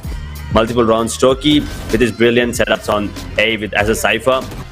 The defense was just too good. The last round, yes, Piyush did get the ace, but do you really have to ask the question, did he get the ace or did Valor give it to them? I mean, that's a valid point for sure. I think that Valor might have actually given it to, they kind of threw that round for sure. The 2 players who were there in front of him, the Breach and I believe the Fade, just did not connect their shots, and Bullet was just jumping around. So it's all right. It's not something that they're not, they're gonna regret, obviously, but they would have probably gotten a better scoreline to finish with. They could have finished 13-1, 13-2. Either way, they showed a bit of hope, a bit of courage. GG, fortunately, it just wasn't enough to go all the way through. And that's exactly why we have the 13-4 scoreline. And Icebox is looking like it's going to be just as brutal. I mean, imagine if it was split.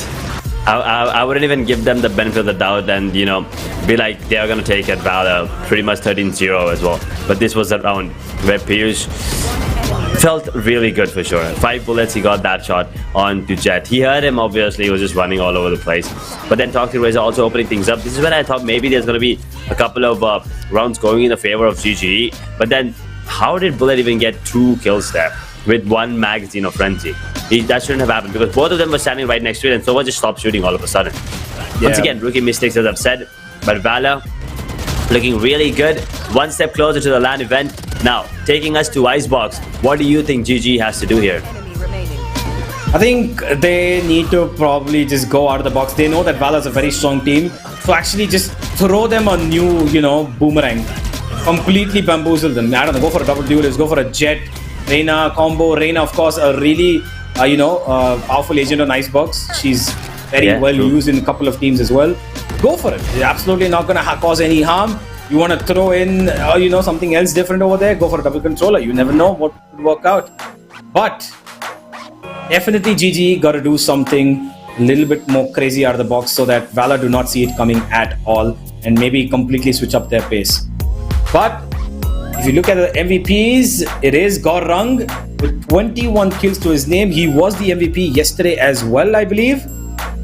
And with that, ladies and gentlemen, Valor stepping into the limelight with the first map, and they will be going to the second map with so much more confidence than the first. We could see them smiling throughout, and I think that they will be continuing that into Icebox. And we will see whether or not this icy cold map is going to be heated up with GG's efforts, or are we going to see a cold finish from Valor here too. We'll be back in just a couple of minutes. Don't go anywhere. The grid will be right back.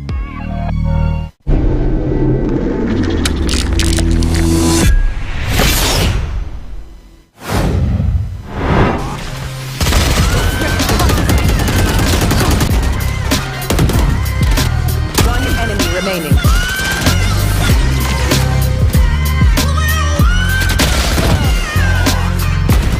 Dead. Stay down.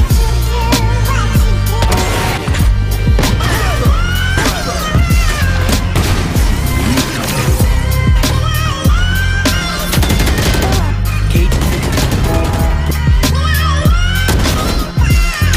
Last player standing. Spike down A.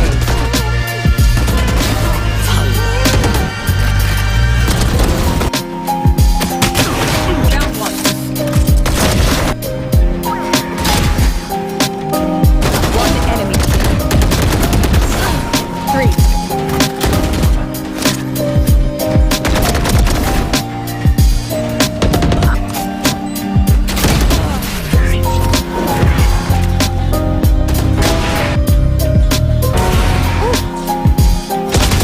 Remaining.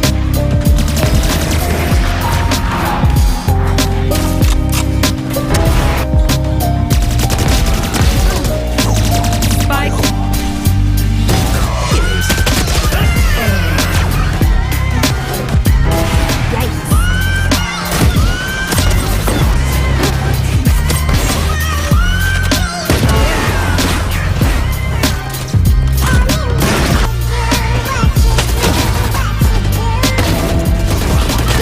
Remaining. One enemy remaining.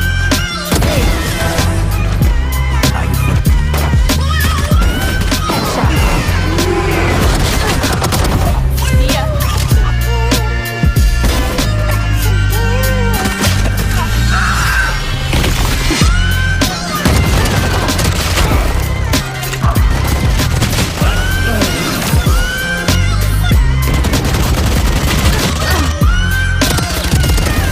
30 seconds left. One enemy remaining. One enemy remaining.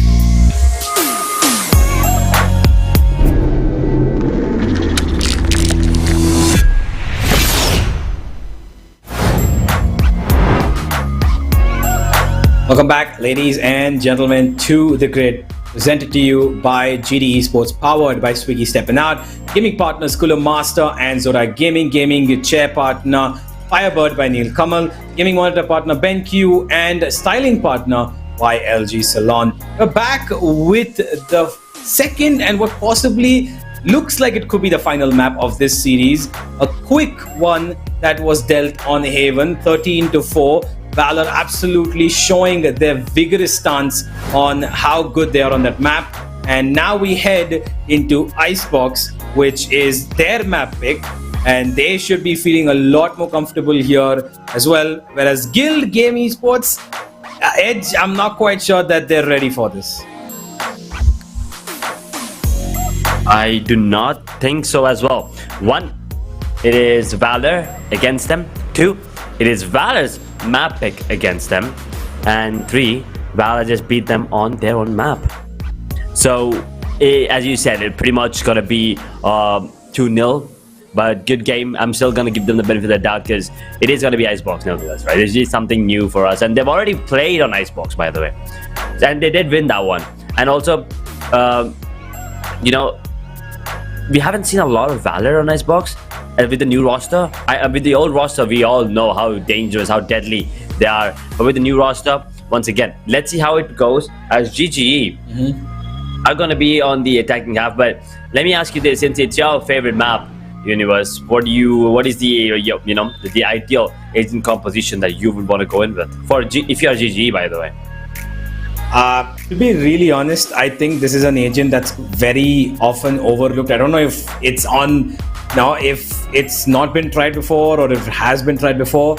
But if you've got a player who can utilize its full potential, then I think Neon is an absolute menace on this map, particularly because of the verticality that she can exploit. If you are to go towards the A side on attack, Neon is absolutely outrageously powerful. She can get into positions that you wouldn't expect as faster than any other agent, right? There are ways that she can jump up to boxes where no other agent can, not even the Jet, unless the Jet has a dash, or the Jet just slowly, travels through the air and just sits there. And unless you're a Jet who wants to go that slowly, you have to worry about angles. You can't. I think the Neon is very underrated on this map, and I personally am an advocate. I've been telling that across every single stream for the last 6 months, wherever I've been having a chance to, or tell anybody where that's possible. But nobody has yet exploited that full potential. I mean, clearly there is something there, but we'll see whether or not. I'm just throwing Neon out there, but they do pick, I'll be really happy. Let's have a look at the agent selection. I think it's going to be simple, straightforward. We're going to have a Killjoy, Jet. We're going to have a Sova and a Viper. And the final agent could be anywhere between Sage and KO. But we'll look at what these guys have for us on this map of Icebox. I see a KO now that you mention it. But another agent that I think the Indian players kind of shy away from, but we did see Forsaken pick it, Yoru can be played on Icebox. And once again, it is something similar to Neon in terms of, if you have to be really able to play it. It's not that easy. It's not that easy to play Yoru. So I don't think we'll be getting that, but what are your thoughts on a Yoru pick, especially on the map of Icebox? I think there's a big difference between the way Yoru and Neon can play. Yoru's not a movement agent, Neon is. And while I talk about that, look at that Reyna pick. That's exactly what I wanted to see. A double duelist that could really, really work in their favor if played properly, if played together. And it looks like they might just go for it. And JD's actually picked up the KO. I really thought even he would be going for the Reyna, but no, we've got a double duelist up against a single duelist. And Sova finish off in the hands of Aditya. Here we are. Double duelist comp that I like. It's exciting. But the problem being that KO on the opponent side could be the counter to everything that you possibly want to try. We'll find out though. It is Valor on the defense, and they absolutely have no problems with that, starting on the defense. Let's go into the game, ladies and gentlemen, as we find out whether or not Valor are going to get this map of Icebox on their cards, or is it going to be the final and third map where we end up thanks to Guild Games. I'm pretty sure they would be hoping for that. It's just a chance, and they need to show up big time here.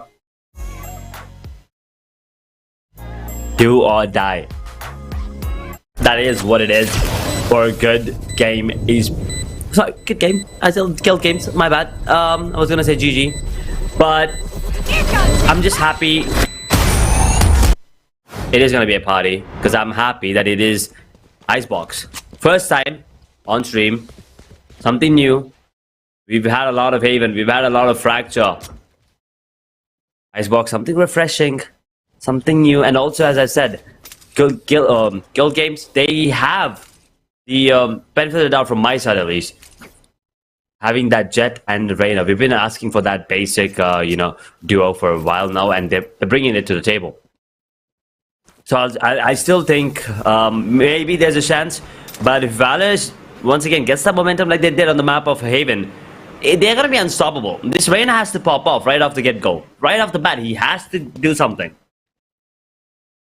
Well, let's find out if or not it works. It looks like a heavy mid-commitment from both these teams.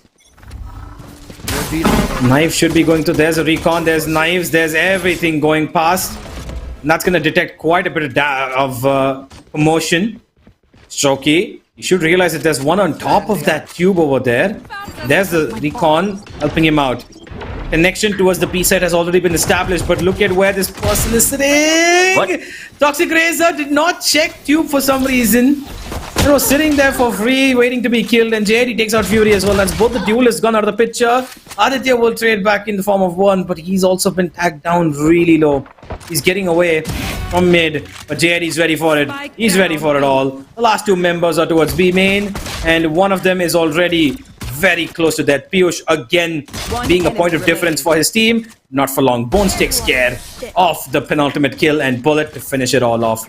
Pistol yet again into the hands of Valor. They're just making it look easy. Toxic Razor, I think he would have turned around. Maybe should have gotten that kill. Maybe would have gotten that kill.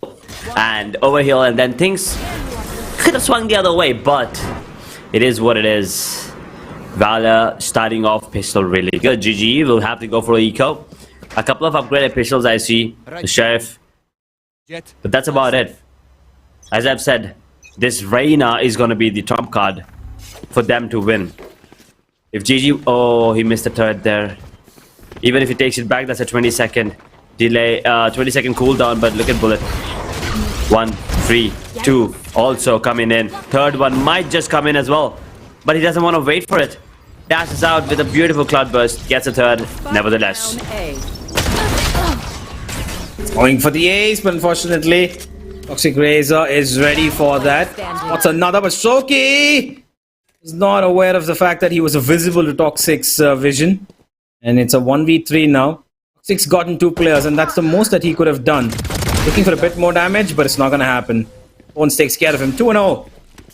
And here we go. Icebox. Gonna start off on the right foot on this third round, which is gonna be the bye round of GGE.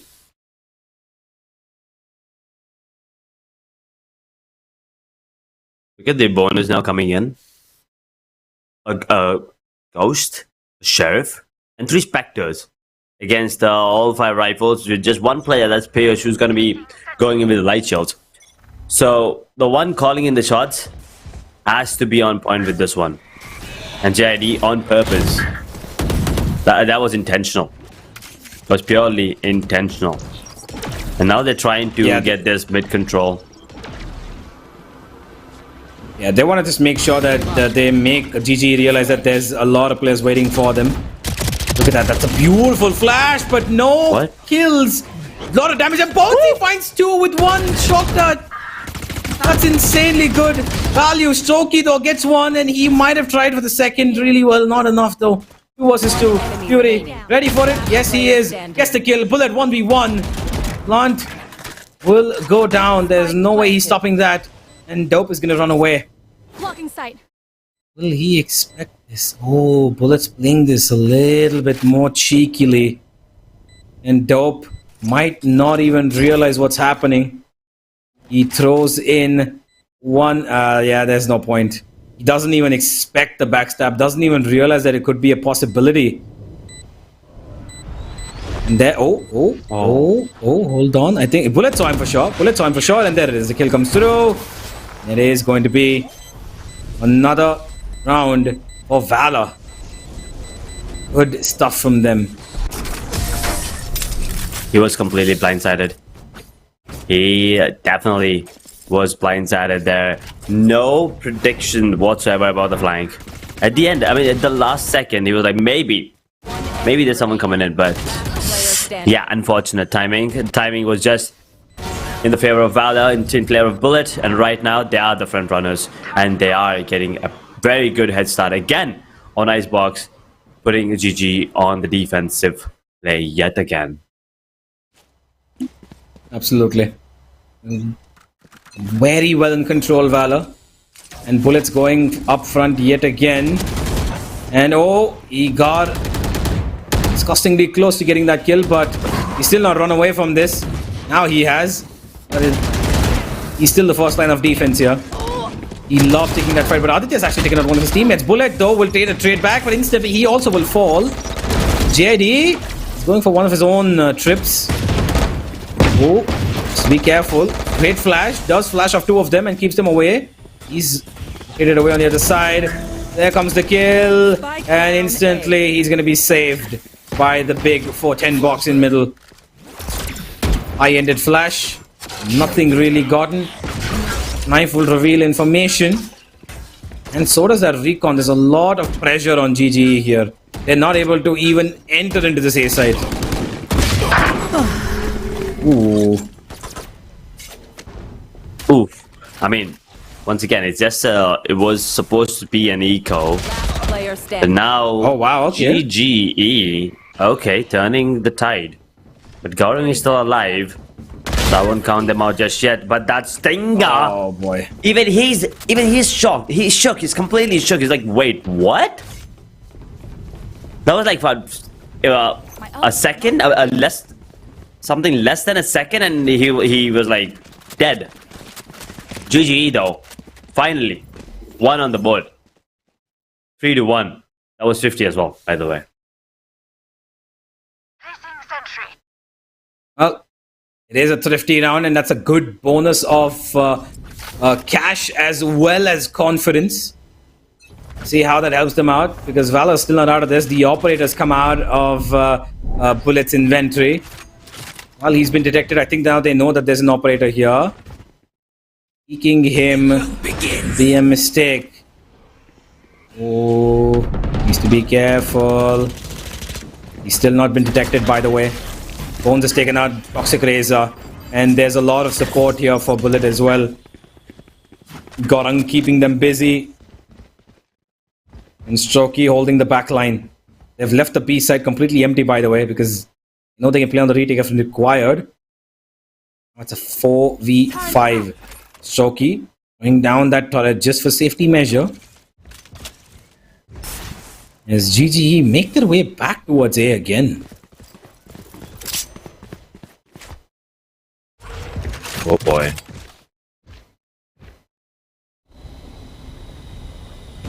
Have to be careful. Man down as well. They have to consider all the possibilities. Oh, a little late. Bullet. He missed it, and if you do, they won't. Valorant with the first kill on the board for him. Can he get the second? No, so immediately Viper diff there. The plan comes in. The Viper speed is available at the same time. Both the Hunter's Fury are up. Bones coming in from the flank. They don't have any turret, but Dope heard him. He clearly heard him. One bullet.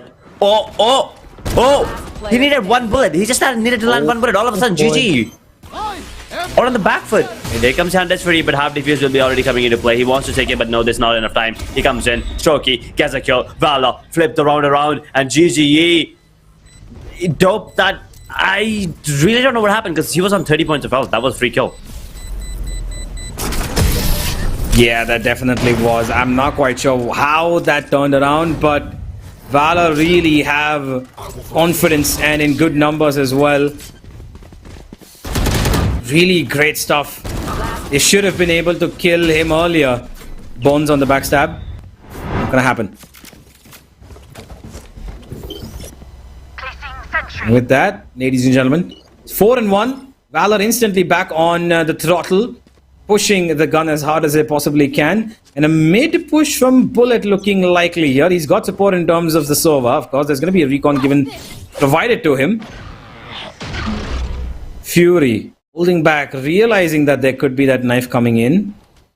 Nothing that sort is going to affect him at the moment. You should run. He's slowly creeping in towards B. It's a fake ultimate towards A. That is going to be broken down, of course, for sure. But it doesn't matter, because B is actually where this team is going. Gorang's ready for it. Gorang, he saw the one-way leg. He's going to get away instantly. Ooh, okay. Wall bang. It hits him. GGE. Well, that was the opening that they unknowingly got, but Fury with the updraft, beautiful headshot with the Blazestorm as well, and now Pierce takedown his counterpart. All of a sudden, GGE are dominating, and Valor and held it in this particular round at least. Can he get one more? Maybe not. The running and gun. Running and gunning is too much for him. That Spectre Will get the second on the board. GGE are not gonna back down without a fight whatsoever.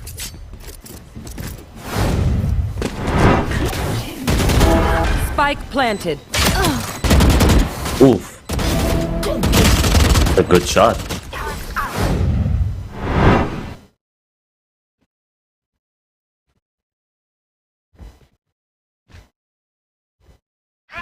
So, let's see how things go now. GG on the second. Can I get the third?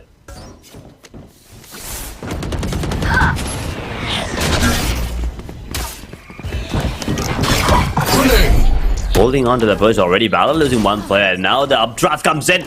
Bullet giving Fury a taste of his own medicine.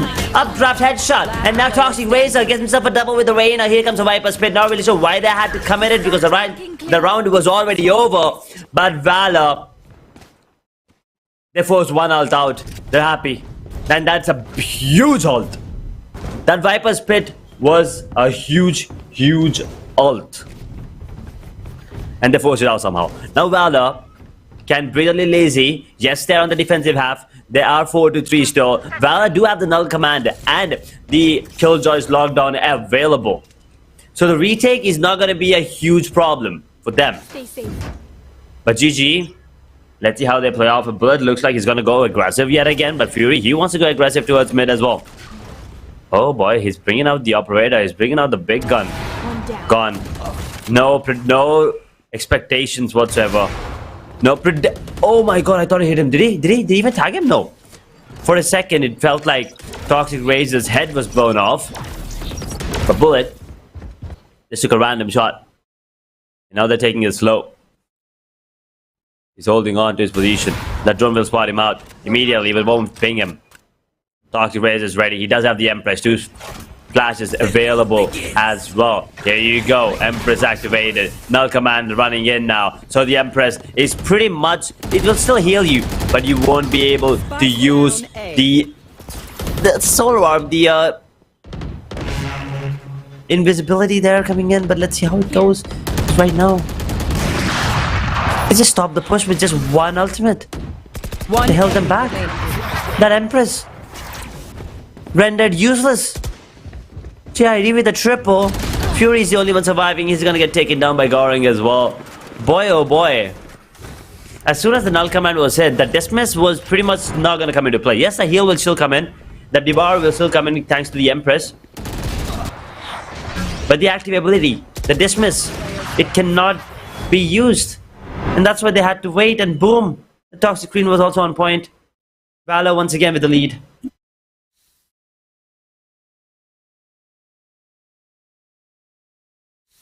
GG though. Now they can still make it work. But Bullet, does he want to go for something similar yet again? I believe so too. He does have the operator out yet again. He has to be heard.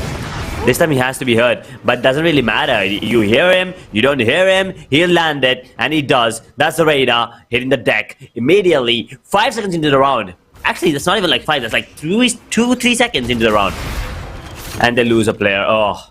Bullet took down Piyush's turret, but GID took down Piyush himself. Fury is gonna get a freebie here. Not really sure how Goring was able to get one, but it is what it is. Now they're trying to hit B, but Strokey has a really good position, which means he's gonna get the spike player. There you go, spike's down. Now let's just go. Oh, never mind. Fury's the one with spike. Apologies there for a second. But Fury can do it. Maybe. I mean, I said he can. I didn't say he will. So Valor with the 6th on the board, now drifting away with the lead. And GGE, well, couple more losses here and there. They might be ending up typing GGWP and leaving the server and pretty much the tournament as well.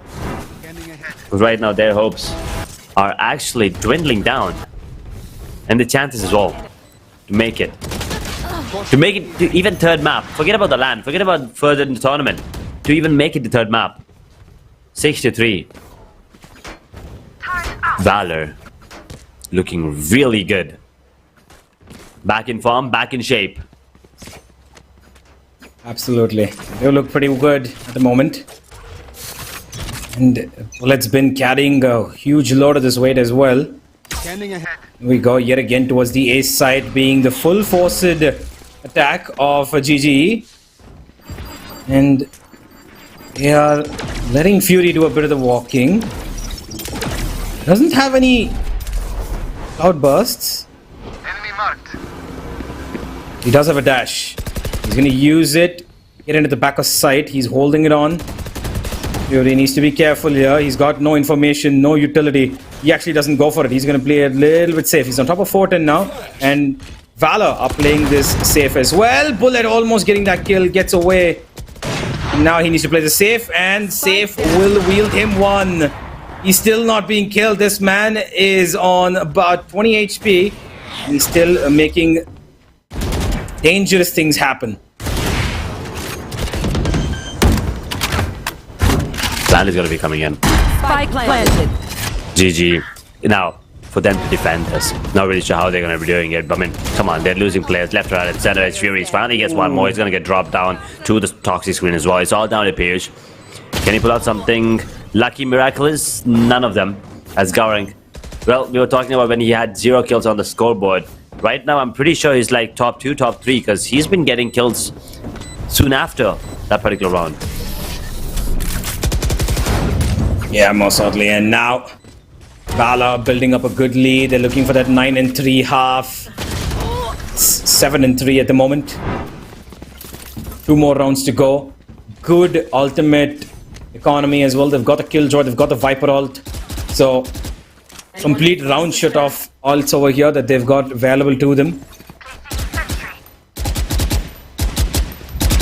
Do you think they gave up? Nah, GG? Nah, definitely Okay, not. that brings me to my next question. Why is there no timeouts? We No, only it have 2 seems- more rounds left in the half. Well, it seems like they just want to finish off this half with their confident momentum, which they're trying to build. So, just going for it. They might have a couple of other strategies that they've already spoken about. But this is a very interesting look at smoke. I'm this. not quite sure. Not quite sure I've seen that smoke before. Right, either way, Shoki sitting on site, waiting at the arrival of these players. But they're actually going back there. Enemy tag. Receding control here. I don't know why that happened. Fury had made good advancements, but they're giving up. And that shock dart. Oh, never mind. It doesn't. It actually bounces off Toxic Razor. And now Shoki is finding more value. Toxic Razor gets one, but no more. Gorang hits back. And now it's only Aditya who's being... Okay. Chased. Good tracking onto JID. Looking for more. Finds it. Standing ahead. 1v2. Gorang will take out the Recon as well as Aditya. That's going to be 8-3. And with that, ladies and gentlemen, GG round in the are in the half. final round of the first half of Icebox.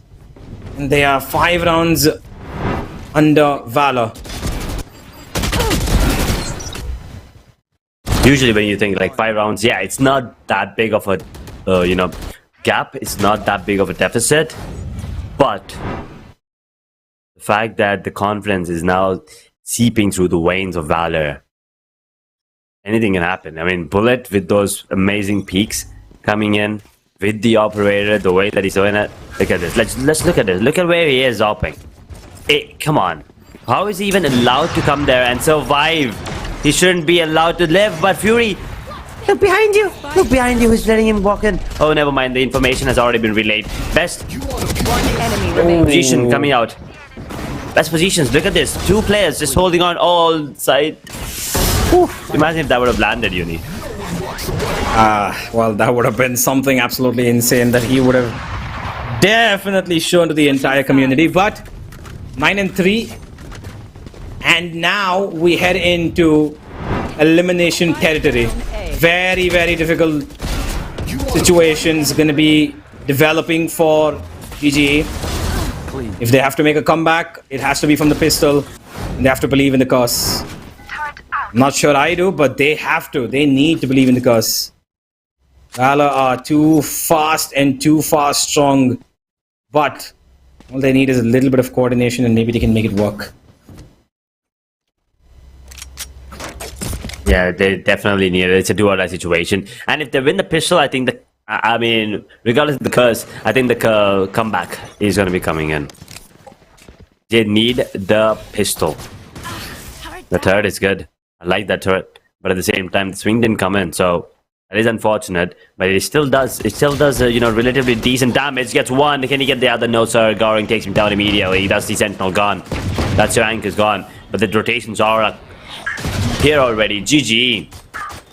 They have 3, but wait. From where? Was that a random through the screen yet again? That's outrageous here, Universe. That's outrageous. Absolutely. Bullet. He's still holding on. He's going to try and make these people seem like it is going to be B. He's keeping them busy, but no. Toxic actually gets him back. And now Shoki. Oh, the timing. He misses the timing, but he still finds the kill. The aim of Valor's players is absolutely on point, and Aditya has taken a bit of damage, a chunk of it. He might be spammed down across that box. Yes, he will be. Goran finds a third, and it's only Toxic Razor to try and win this round in a 1v3 against, 1v2 Spike planted. against Gorang and Shoki. He's made his way to the back of site. Yeah, I mean, if you count the turret, it's still 1v3. There you go. One player down. 1v2 situation right now. He can actually do it if he gets 1 kill, because I believe he does have the Devour available. Has to be careful. He's gonna get double teamed. There you go. Immediately gone. Beautiful crossfire there after his position was revealed. GG. As expected, it was 4-13 on their map pick. This one's a little worse than that. 3-13. I mean, it's not over yet, but looking like a 3-13 at the moment.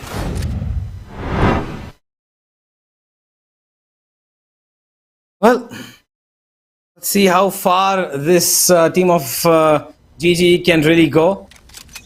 I think that they have clearly seen that they are outmatched, but doesn't mean that they cannot show us some moments of clarity. Oh, Aditya.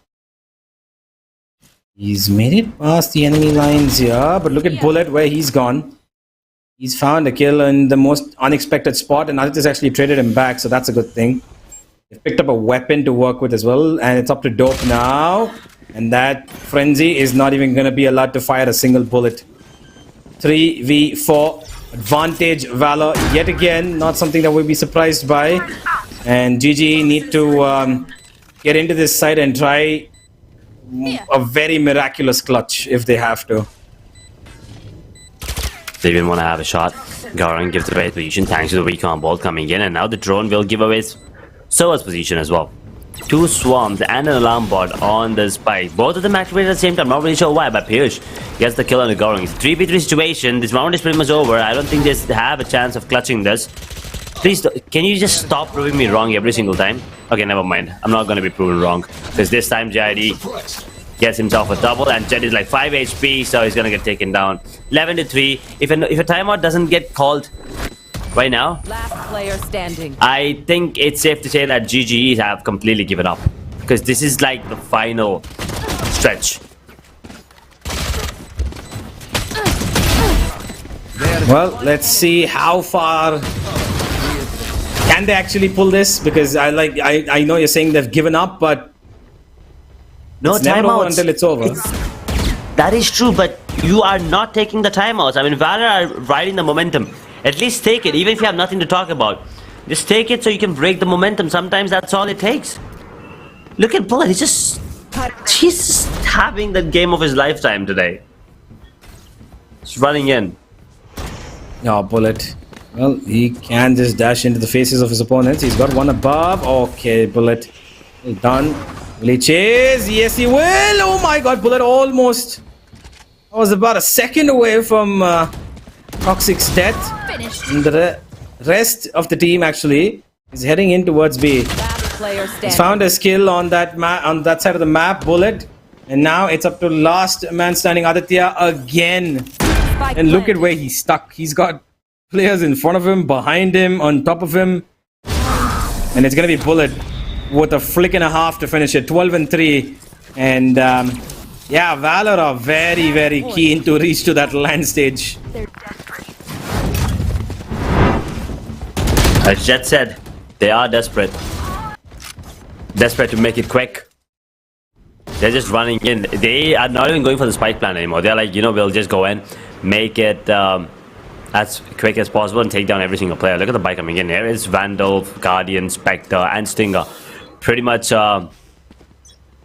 all of the most used weapons, except the Phantom coming out.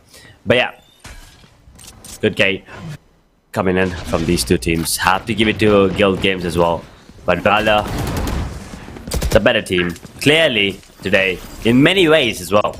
We'll talk about that later on, because right now they still hope to maybe get this one on the board as Aditya gets one, but JID, that pseudo duelist, that KO is so strong, and he misses Gaurang. Toxic Razor gets a double, and now activates the Empress. Can they get the fourth on the board? Yes, they definitely can. Or is Strokey gonna pull it off yet again? Last time we did see him in a 1v3 and he almost pulled it. But this time Fury's not gonna make the same mistake.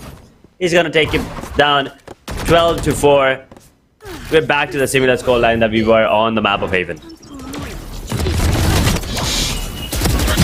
Oh, I thought it would be over. The minute JID got those 2 kills, I thought it's gonna be the end, but good stuff from GG. They survive another round, but now they've got to face Valor yet again on the A side, as it seems. And this time it might just be over with the same scoreline as the previous one, 13-4. Will it go that far? We'll find out. Knives being dropped, recons being pushed in, and ultimates being committed as well. Here we go. Bullet takes the first. Looking for the second under heaven. Misses. Bullet. And Bones actually kills Bullet. Never mind. I thought there was somebody else, but actually it was Bones who killed Bullet. A chance to revive his teammate and also a chance to kill his opponents. From a 2v2, it goes to a 1v3. And Gaurang, look at where he's put his ultimate. He's on it towards mid. It doesn't even matter. JID's taken the last one. And ladies and gentlemen, your second LAN participants, your qualifiers are Team Valor. They deserve it. They rightfully deserve this. Congratulations once again to Gaurang, Strokey, Bones, Bullet, and JID, and to the entire roster and team of Valor. They put up one hell of a performance, not just today, but previously as well. Yes, a little close last time on Split, but this one, come on, this is, you know, how Valor plays. They're showing their dominance. They made a mark now, so not really sure if they're going to be facing Goblin attackers, but both of them are in the LAN now. So there is going to be some really good action. But let's take a quick look at what just went down here. It's not going to be lengthy for sure. It was 13-4 yet again. It's pretty much going to be once again just Valor's montage. Because they were just getting kills every single time, especially Bullet. Once again, with the operator, he's just popping off really strong. So my question is, how do you counter that if you're someone else? I mean, Bullet, as you said, maybe just a great day for him, because last time he was not picking up the operator on Split. That was, you know, kind of an iffy moment. But other than that, everyone else were just popping off on the side of Valor whenever necessary. Yeah, absolutely. I think they did a really good job. And I believe that Valor did have this sense of control from the first round of the first map itself, where they established it, showing that, you know, they control on the basis of fear. I think they instilled that slight bit of fear into GGE today, and I think that's what made them feel almost invincible. And of course, everybody was having a great day. I think Bullet was on top of that, but everybody from the side of Valor was having a great day. They did really well, and GGE, kudos to them. They tried really hard, but Valor are just too far experienced in terms of competition and in terms of high-level gameplay. And that's exactly why they were able to beat them this comfortably. But they shouldn't be disheartened. They've come this far, and they have tried their best. Even if they couldn't make it to the LAN in the way of a participant as a player, they can still make it there as a viewer. They can come and watch, and they can come and enjoy the experience by scanning that QR code that you can see right there next to Edge. It's right there next to Edge. You scan that, you get a ticket, Right. and you make your way to Ritz-Carlton on the 11th of March. And you witness 2 teams out of the 4 that's already been decided. Goblin Attackers and Valor, who have really high, clear standards of competition. And if those 2 are going up against each other, it's going to be quite an amazing matchup. So we'll see how it goes. Gonna be a banger. So far, it has been the Valor show. Valor definitely have shown what their potential is. And on LAN, who knows what it could span out to be. True. These teams, I feel like they haven't been tested enough. But once when you put, put 2 teams like Goblin Attackers and Valor against each other, that's when all hells break loose, and you will be expecting to see some really close matches. Yes, we expected this today as well to be close matches, but it's been a trend now. We just say it's gonna be close, and then boom, all of a sudden we're in for a surprise. It's one-sided affairs. But when you just see teams, like when you just see the names, players, you don't expect it to be one-sided affair. Yeah. You don't expect it to be a cakewalk for the other team. But it just happens to be so because of the fact that the other team is just a tad bit more experienced as a team. A bit more coordinated as a team, and that's just what happened here as well. Valor, they just outplayed the side. I don't want to say out-aimed, but they did definitely outplay the side of Guild Games. You can see Bullet, just the MVP, obviously, the way that he was playing, the way that he was moving. But for me, the MVP was JID. Because that KO, perfect second duelist, perfect pseudo duelist, absolutely amazing gameplay coming in from him. But that Reyna Jet combo, unfortunately, did not pop off. But you did see that there were, there was potential for this Jet duo along with Reyna to actually do something and maybe at least put up a better fight. Yeah, absolutely. They did have chances where they could have probably done a little bit more, but unfortunately, the team's morale was just way too down in the trenches for them to try and, maybe find something different to work with. Valor kind of played not just the, game in front of the screens, but also the mental game that drowned GGE into the end. But nevertheless, a great try. Congratulations on GGE to making it this far, and hopefully we see them get better and come back again. Talking about coming back again though, ladies and gentlemen, 2 teams will be going and they will be seen again in the LAN, and that LAN is going to be happening at Ritz-Carlton in Bangalore and at the AFK Game Fest. So if you haven't booked your tickets yet, go ahead, scan these QR codes right now and get yourselves a ticket to one of the biggest gaming fests that you will be a part of in Bangalore, which not just has, some great, Valorant action, but also has amazing food and some great music, along with gaming, shopping, VR experiences, racing simulators, and a lot more. Booths that will give you an immersive gaming experience that goes beyond just looking at a screen. All of that at the AFK Game Fest. If you scan that QR code right now and find yourselves on the 11th of March at Ritz-Carlton. Boy, oh boy, it is gonna be absolutely amazing for sure. But today was amazing as well. We did witness 4 teams. Unfortunately, 2 of them are gonna be going home. 2 of them, including Goblin Attackers and Valor, are gonna be, taking a chill pill for now. I mean, it just started, to be honest. The matches are just beginning to feel like, they're a bit more intense. But now, congratulations once again to Valor and to Goblin Attackers for making it to LAN. We'll be seeing them on 11th of March. Obviously, but there are 2 more slots. There are 2 more slots left. Now, tomorrow's matches are going to be amazing as well. Hopefully not as one-sided as today's, but what are you expecting? Because tomorrow, once again, 2 best of 3s. I don't want to say 6, but I hope at least we get to see 5 maps. 5 different maps, hopefully. Well, let's hope for the same. I think that we should be able to see a little bit more competition tomorrow, as we've got interesting teams on the other side of the bracket as well. But I will say that, like you mentioned, tomorrow will definitely be, I think, a lot more competitive than this. I think there's a couple of teams there who might have a lot more to say than what we just witnessed from the ones who did bow out of the competition today.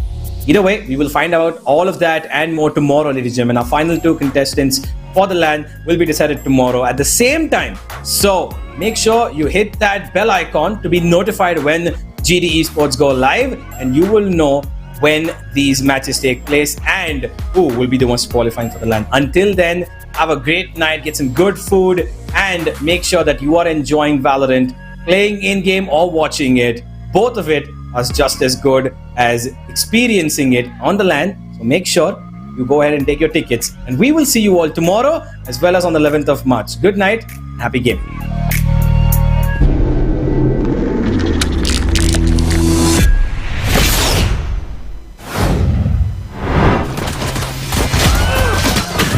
Last player standing.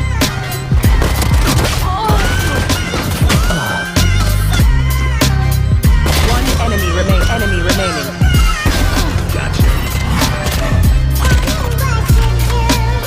Sorry, kid. Here. One enemy remaining. Here. Spike down. One enemy remaining. One enemy remaining.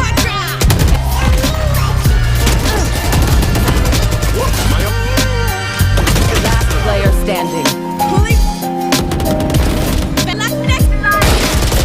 Cage triggered. One enemy remaining. Flawless.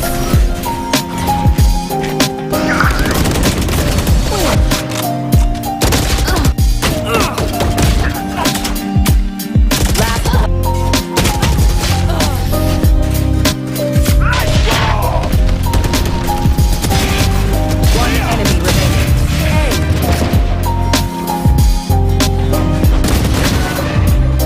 10 seconds left. One enemy remaining.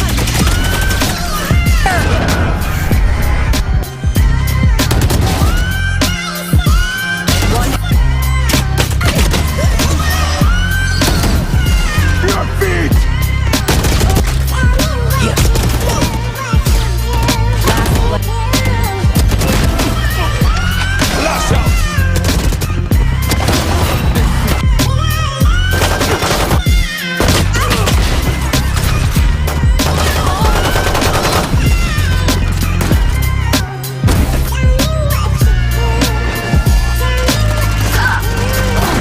One enemy remaining. One enemy remaining.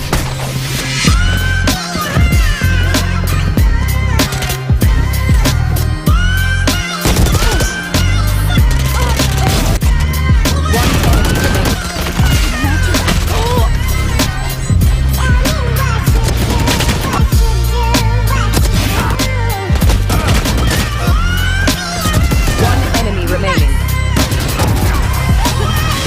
Spike down A. Last player standing. Last player standing. 30 seconds left. Heads up!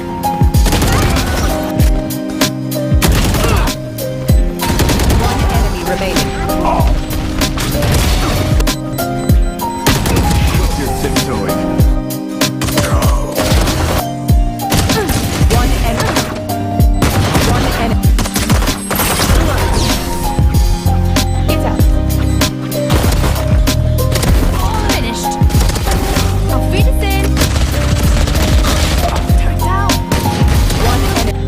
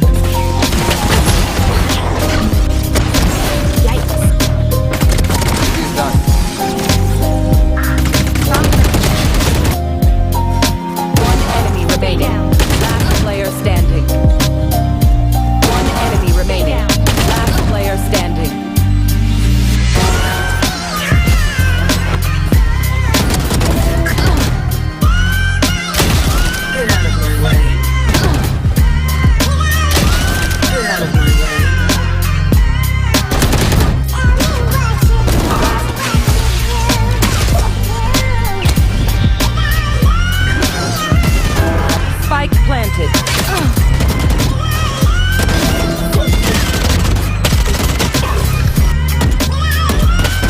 You stopped thinking.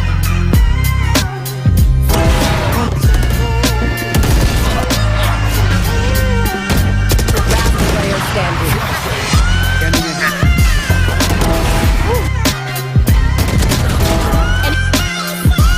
One